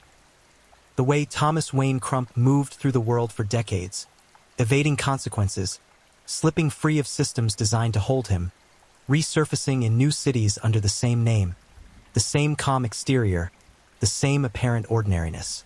He was not a man who hid his identity. At one point, he introduced himself by name to a man he was about to shoot. Not as a warning, not as a taunt exactly, but almost as a kind of announcement. As if he wanted to be known. As if invisibility had never been the point. There is a temptation, when examining lives like his, to search for the singular fracture. The one moment that explains everything that came after. And there are moments in Crump's history that draw the eye, early, formative incidents that the record dutifully notes. But the more you sit with this case, the less convincing that search becomes. What the record actually shows is something more uncomfortable. A pattern that assembled itself slowly over decades in plain view and was interrupted repeatedly by systems and people and circumstances that might have, under slightly different conditions, stopped it much earlier. This is the story of Thomas Wayne Crump. Born in Muncie, Indiana, in 1940, dead in a Nevada prison cell at the age of 78, having spent the last 34 years of his life on death row. Between those two dates lies a trail that stretches across 5 states, spans more than 20 years of escalating violence, and includes, by his own account, 7 murders. 7 people who encountered that stillness. 7 moments when the ordinary world simply stopped. We are going to walk through it carefully. We are going to give each part of it the attention it deserves. And we are going to ask, at the end, the question that every case like this eventually demands. Not just what happened, but why no one stopped it sooner, and whether anyone could have. Muncie, Indiana, in 1940 was a mid-sized American industrial city, the kind of place sociologists had famously described 2 decades earlier as a quintessential slice of ordinary American life. It had factories and churches, modest neighborhoods, and well-maintained streets, the texture of a place where most people expected their lives to proceed in predictable and manageable directions. It was, by most measures, unremarkable, and for many of the people who grew up there, it remained unremarkable in the best possible sense. Steady, familiar, knowable. Thomas Wayne Crump was born into that city in 1940, and the early years of his life remain somewhat opaque in the historical record. What we know is shaped largely by what he himself later disclosed, and by the formal documentation of his criminal history, which began accumulating while he was still a teenager. The family circumstances, the household, the relationships, the texture of daily life, are not extensively documented in surviving records. What emerges instead is a picture assembled from court documents, arrest records, and the fragments of confession and interview that Crump offered across decades of incarceration. What we do know is that by his mid-teens, Crump was already moving in a particular direction. In the mid-1950s, when he was roughly 15 or 16 years old, he fell in with 2 other young men, Larry Morris and William Wagner, and the 3 of them developed a habit of stealing cars.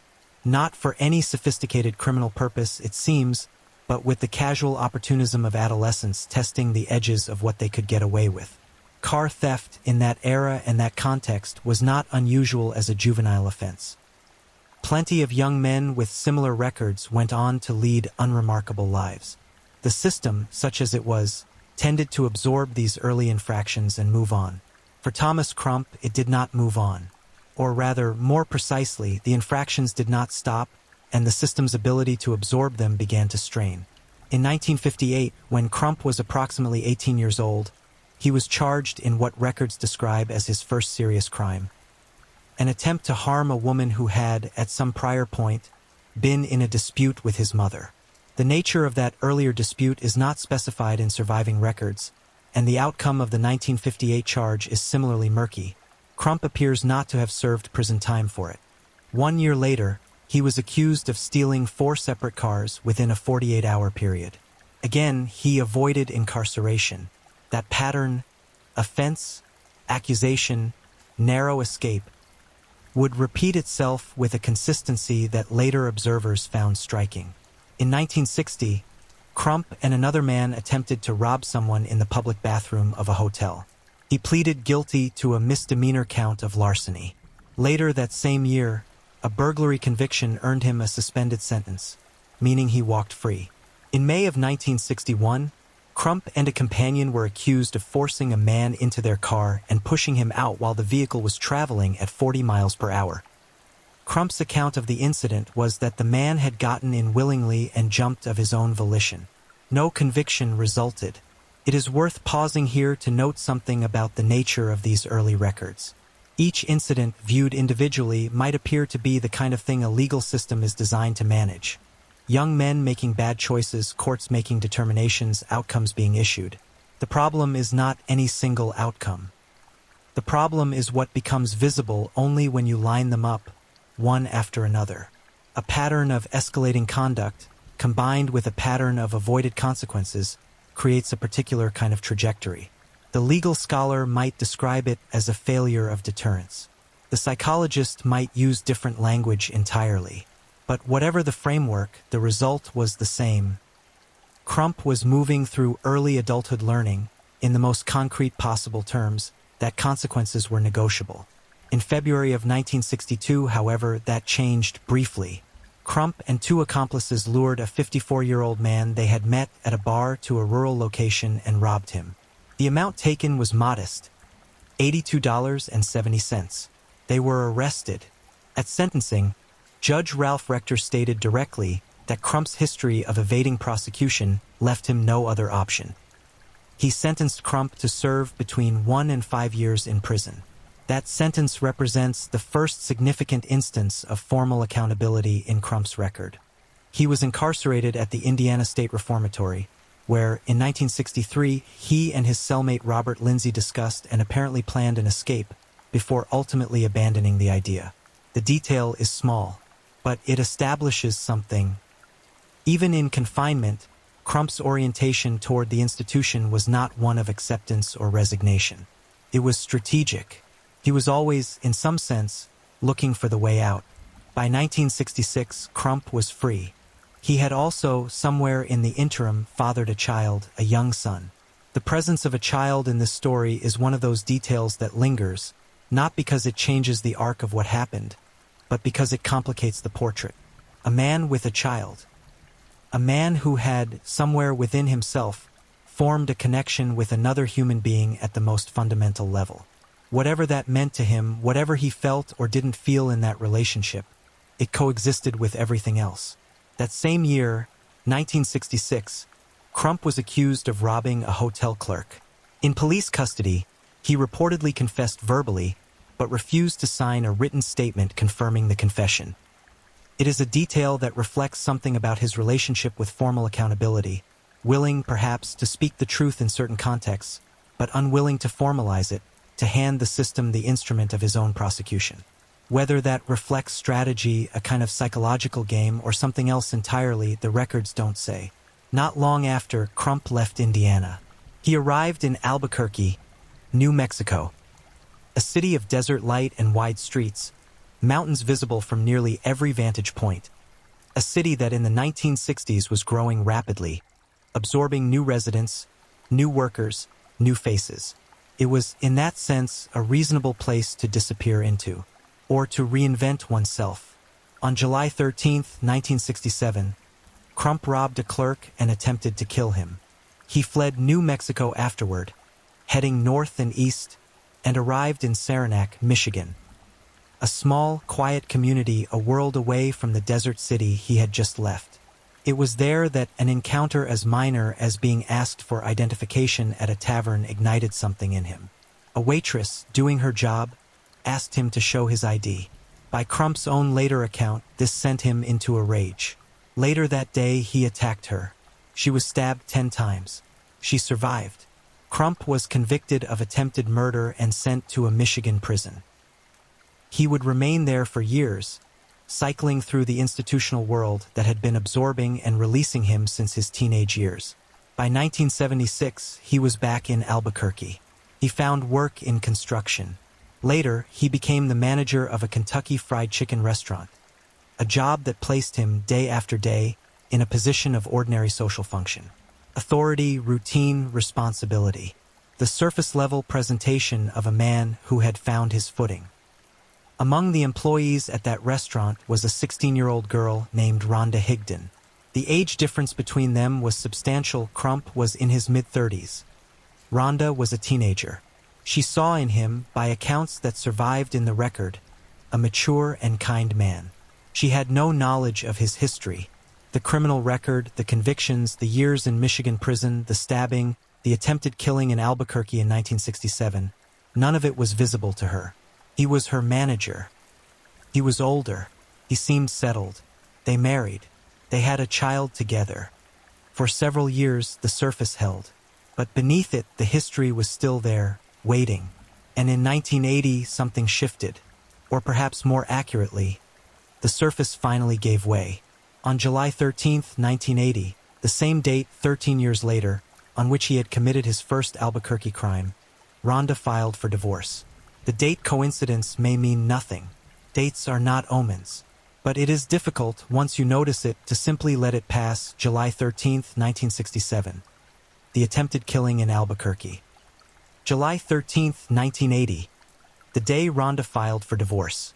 Whatever the calendar signified to Thomas Crump, or whether it signified anything at all, it marks the beginning of what would become a 5-month period of violence that investigators would later describe, in formal legal language, as a crime spree.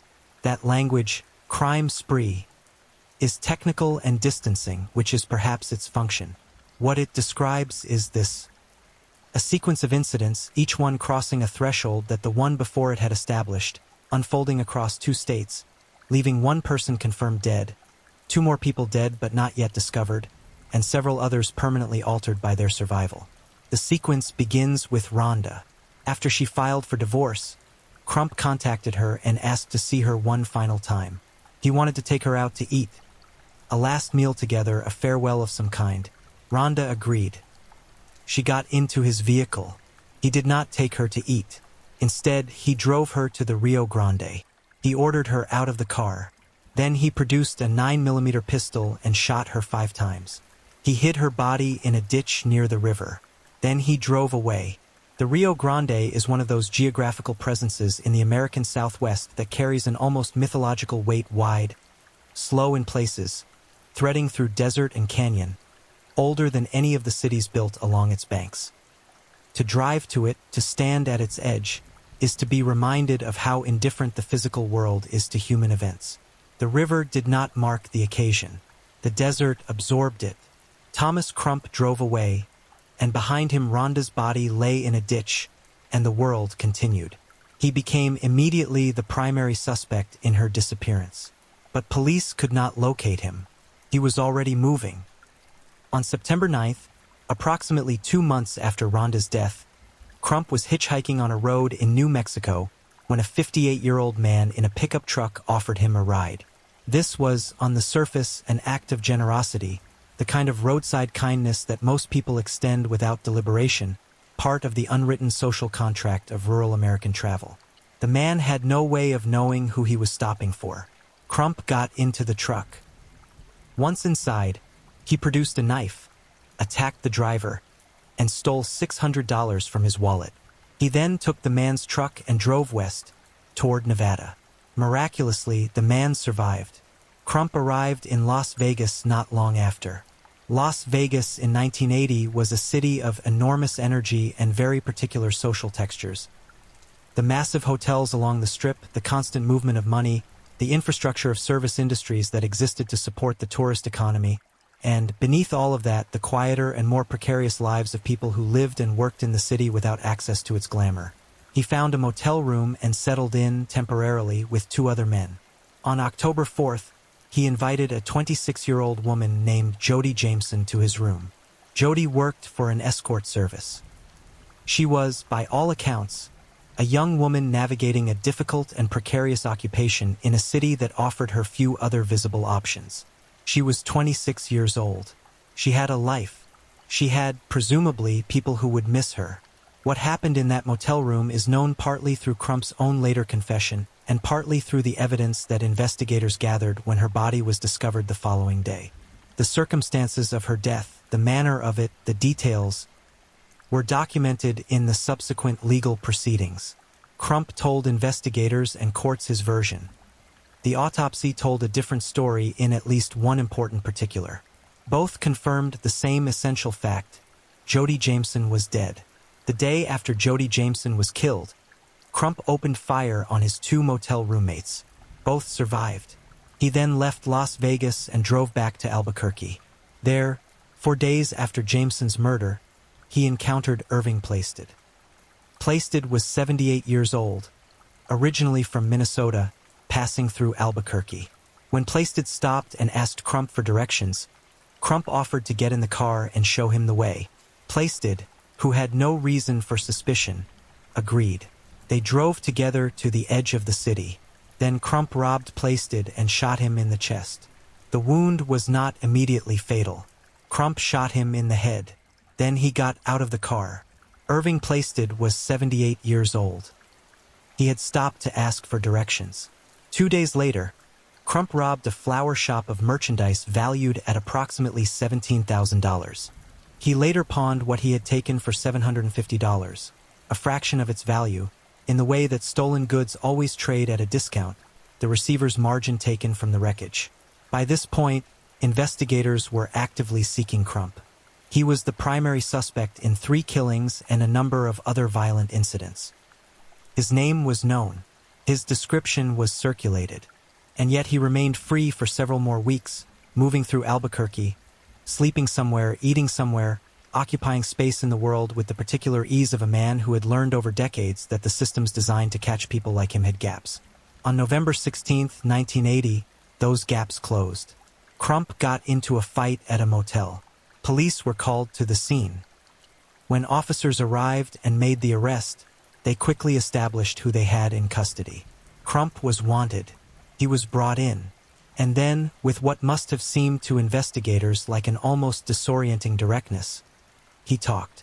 He confessed to the 5-month crime spree. He told them about Rhonda. He told them about Plaisted. He gave them what they needed to find the bodies and reconstruct the timeline. In subsequent legal proceedings, he would add to these confessions, building a picture that was, in its scope, far larger than what investigators had originally understood they were dealing with. The question of why Crump confessed, and confessed so comprehensively, is one that the record doesn't fully answer. He was not a man who seemed to confess from guilt. His own later statements made his relationship with remorse very clear, or rather very clearly absent. Perhaps confession, for Crump, was another form of the same impulse that made him announce his own name to a cab driver, a desire to be recognized, to be known, to have the record reflect what had actually occurred. Whatever his motivation, the confession set in motion the legal machinery that would occupy the next several years of his life. And while that machinery turned, while attorneys filed documents and judges set dates and the formal processes of accountability ground forward, Crump was placed in the penitentiary of New Mexico. He was convicted in 1981 of the murder of Rhonda Crump and sentenced to life imprisonment. Months later, he was convicted of the murder of Irving Plaisted and received a second life sentence. 2 life sentences. The institution had him, or so it believed. In 1981, Crump was among a group of inmates involved in an attack on prison guards. One of those guards, 33-year-old Gerald McGee, was killed. The investigation into that incident added further weight to an already staggering criminal record. But the outcome was still, formally, the same. Thomas Wayne Crump remained incarcerated. He began, at some point during this period, to think about the walls around him not as permanent conditions but as problems to be solved. On June 17, 1982, Crump was in the prison kitchen, making a pumpkin pie. He was wearing a 10-inch shackle. How exactly he removed it, the record does not say. The circumstances are described only as unknown. But remove it he did, and then he got out. There is something almost absurd about the image. A man in shackles making a pumpkin pie, and then simply leaving. The domesticity of it. The ordinariness of the task that surrounded the act. Investigators and legal documents describe the escape only in its bare factual outline. Shackles removed under unknown circumstances, the prison itself then breached, a car stolen, a gun obtained. What that moment meant, the walk out of the building, the open air, the car, is something only Crump could have articulated, and he either wasn't asked or didn't choose to say. What we do know is what he did next, because the record picks him up again very quickly. He drove to Albuquerque. This choice is itself significant. A man who had just escaped from a New Mexico prison. A man with 2 life sentences, known by name and face to New Mexico law enforcement. Returned to the city where his crimes were best known and his face most likely to be recognized. This is not the behavior of a man primarily motivated by self-preservation. It is the behavior of a man whose relationship with risk has been altered by years of evading consequences. The lesson of his adult life had been, repeatedly, that he could do what he did and continue. The lesson had been reinforced so many times that caution may have simply ceased to operate in the ordinary way. He ditched the stolen car and began moving through the city on foot. Cab drivers, in most American cities, occupy a particular social position. They are present everywhere, available to anyone. Their service premised on the assumption of ordinary social interaction. You flag one down, you get in, you go where you're going. The transaction is brief and unremarkable. Cab drivers extend trust continuously, professionally, because the entire economy of their work depends on it. On the day Crump returned to Albuquerque, a 22-year-old man named Steve Hewitt was driving a cab. Crump flagged him down. Hewitt stopped. Crump got in. And then, before anything else happened, Crump told him something. He said, "I want you to know I'm Thomas Wayne Crump. It is one of the most peculiar details in a case full of peculiar details. The announcement, the name, given to a stranger immediately before an act of violence, as if the act itself required an author, required attribution, required that the person on the receiving end understand exactly who was doing this to them. There is something in it that resists easy explanation. It is not a threat in the conventional sense. It is an identification, perhaps the only form of connection Crump understood how to make. He then shot Steve Hewitt twice in the head. Both bullets struck Hewitt's skull and, in circumstances that medical personnel would later struggle to adequately explain, failed to penetrate. The rounds deflected off the skull's bone. Steve Hewitt survived. Crump left the cab. Hours later, on the same day, he flagged down another cab.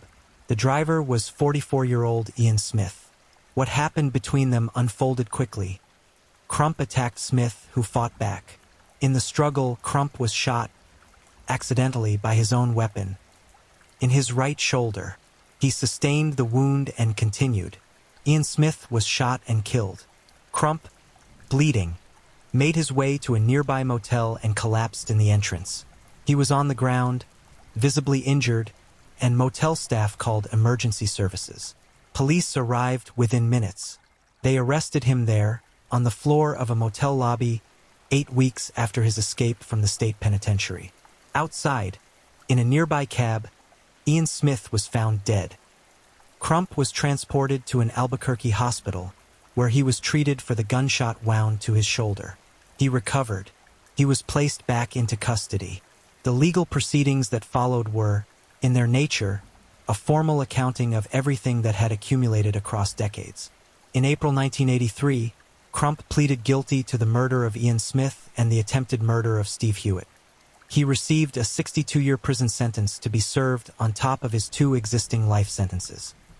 The mathematics of the sentence were, in a practical sense, symbolic. No one lives long enough to serve 2 life terms plus 62 years. But the law observes its own formalities, and so the sentence was issued in full. He was then extradited to Nevada, because there was still the matter of Jody Jameson. The Las Vegas trial that followed brought to the surface what had, until that point, existed only in fragments: Crump's own narration of himself. The confession he gave, videotaped, entered into evidence, was not a man explaining himself so much as a man announcing himself.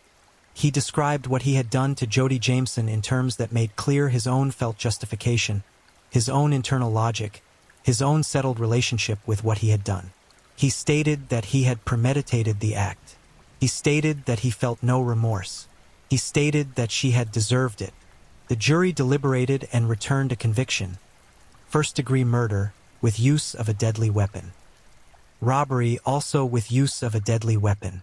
In the penalty phase of the trial, the jury heard additional evidence: the prior convictions, the pattern, the scope of what Crump had done and been convicted of across multiple jurisdictions.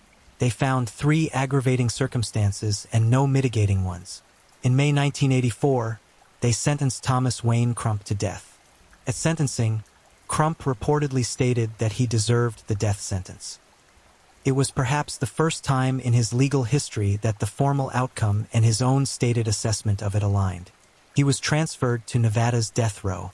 He was 44 years old.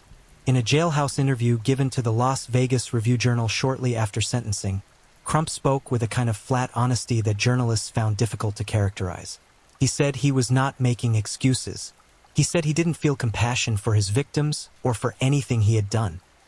And then he said something that has lingered in reporting about this case ever since.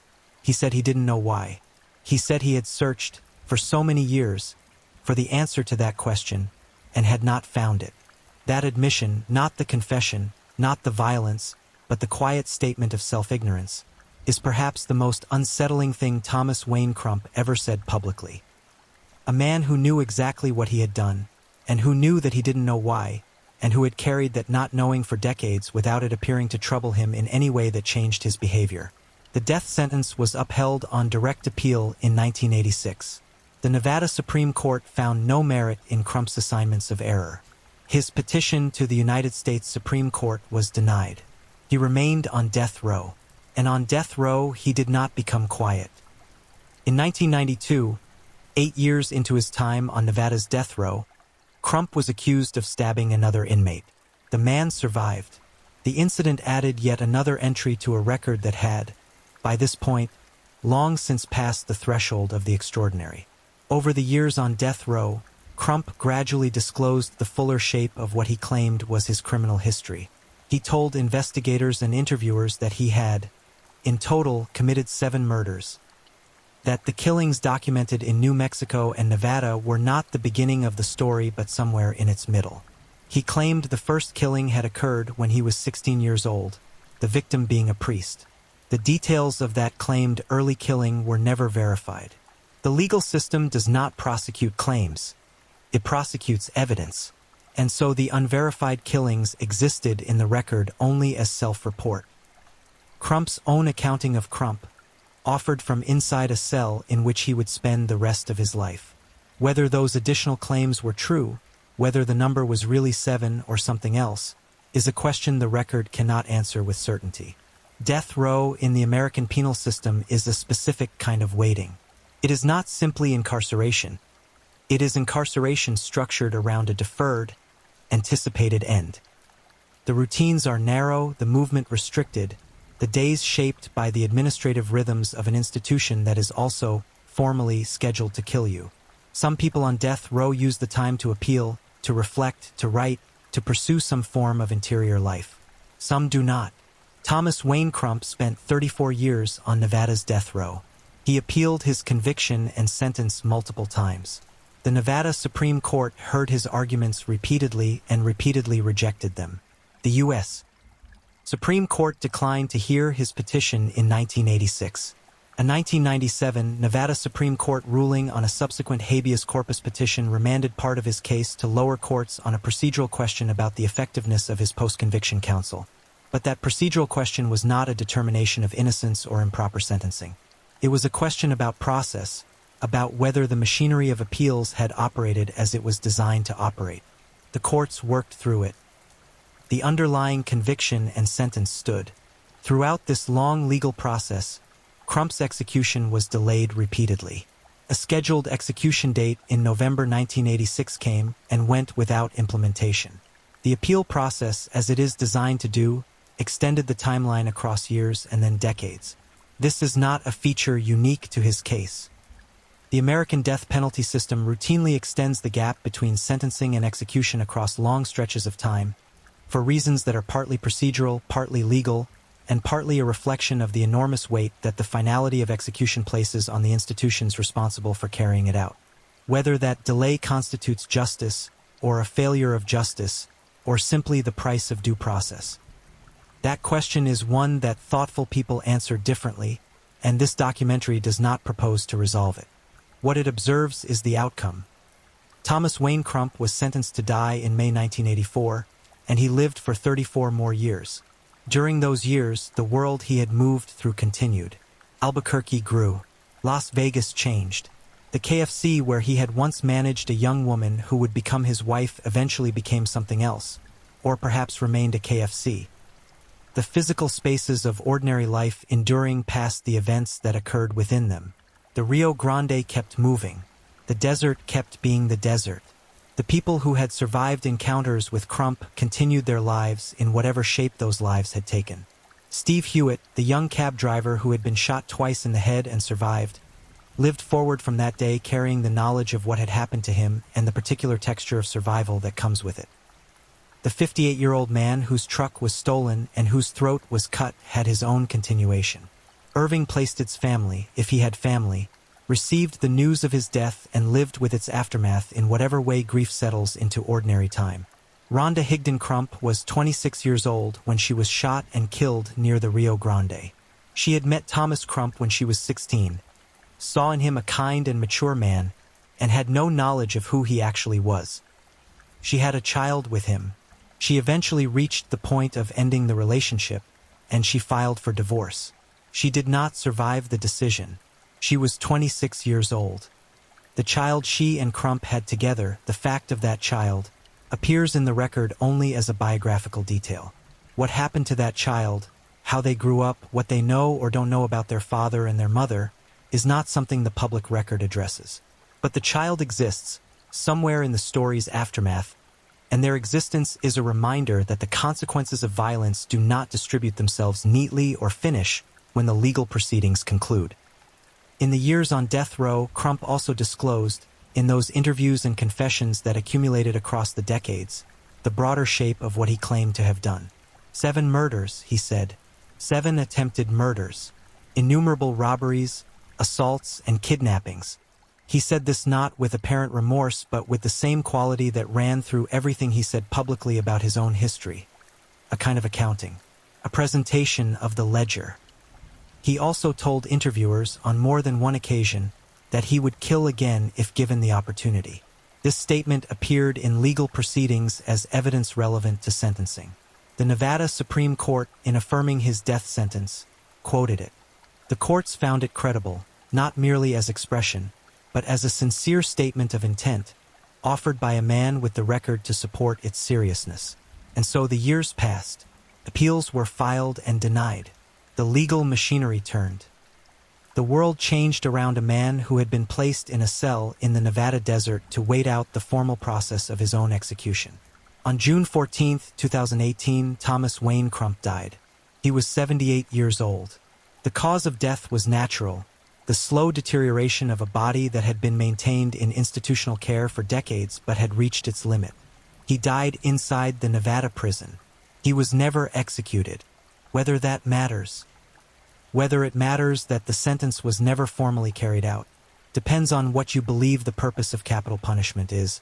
If it is deterrence, the question becomes empirical and contested. If it is retribution, the question turns on whether dying in a cell of natural causes after 34 years constitutes the same kind of meaning as formal execution. If it is simply finality, then perhaps the answer is simpler: he is gone. He will not hurt anyone again. But the cases leave questions behind them that don't resolve when the person at the center of them dies. One of those questions is systemic. Thomas Wayne Crump was first identified as a serious concern to public safety in the late 1950s, when he was still a teenager. Over the following 2 decades, he was charged, arrested, convicted, released, arrested again, convicted again, released again.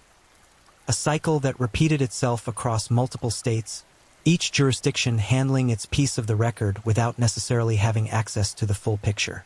Interstate information sharing in that era was limited.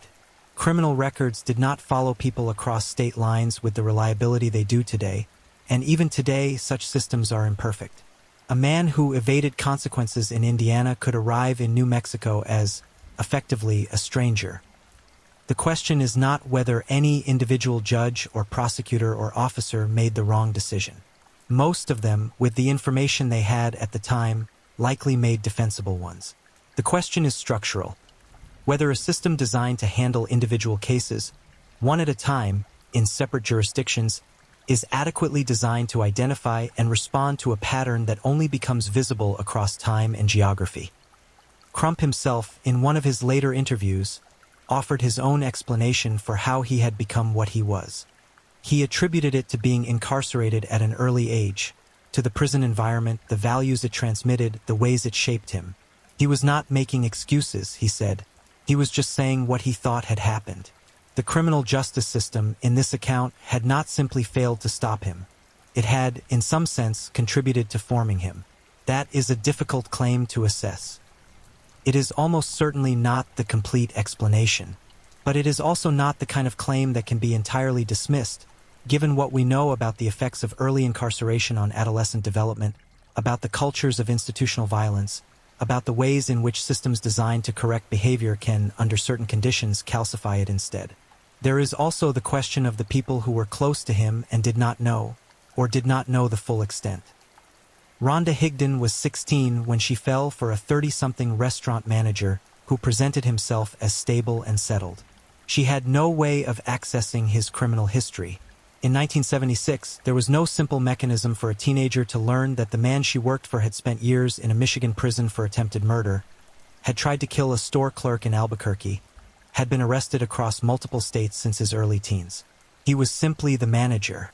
He was simply kind. The information asymmetry in that relationship, the gap between what he knew about himself and what she was allowed to know, is itself a kind of structural failure. Not one with an obvious remedy, perhaps, but one that the story makes visible in a way that is hard to look away from. By the time Crump reached death row, the people who had built their lives around trying to hold him accountable, the prosecutors, the detectives, the corrections officers, had long since moved on to other cases, other institutions, other phases of their own careers. Gerald McGee, the prison guard killed in the 1981 incident at the penitentiary of New Mexico, was 33 years old. He left behind his own story, his own people, his own aftermath. The broader landscape of this case, when you step back from it, is one of accumulation. Decades of incidents, dozens of people touched by it, a system that engaged with it repeatedly and held it, sometimes, and lost it too many times. A man who, when asked what he felt about all of it, said that he didn't know, that he had looked for the answer, that he had not found it. Thomas Wayne Crump died on June 14, 2018, in a Nevada state prison. He was 78 years old. 34 years had passed since a Las Vegas jury decided he should be executed. The process had outlasted both its urgency and, ultimately, its subject. What remains is the record. The court documents and newspaper archives and legal opinions stacked up across decades. The names of the people who didn't survive their encounters with him. The names of the people who did, and who presumably carried those encounters into the rest of their lives in ways that no legal outcome could fully address. And one question that keeps surfacing, quietly, every time you sit with a case like this one. At what point, in that long accumulation of incidents and arrests and releases and relocations, Was there a moment where a different outcome was genuinely possible? Not inevitable, nothing is inevitable, but possible. A judge in Indiana, a court in New Mexico, a parole board somewhere, a system with better information or different tools or more resources. At what point might the arc of this story have bent differently? The record doesn't answer that question. It only asks it. And that, perhaps more than anything else, is why cases like this one stay with us. Not because they confirm our darkest suspicions about human nature, though they do that too, but because they hold up a mirror to the systems we have built to protect one another, and they ask us to look honestly at what we see. Thank you for watching and being part of this dive into the dark and fascinating stories that keep us all on edge. If you enjoyed the ride, remember to like, subscribe, and share with others who crave a good mystery. Tell us where you're watching from. I love knowing where in the world our true crime family is tuning in. Your presence means a lot. Until next time, stay safe, stay curious, and keep digging into the shadows where truth and mystery meet.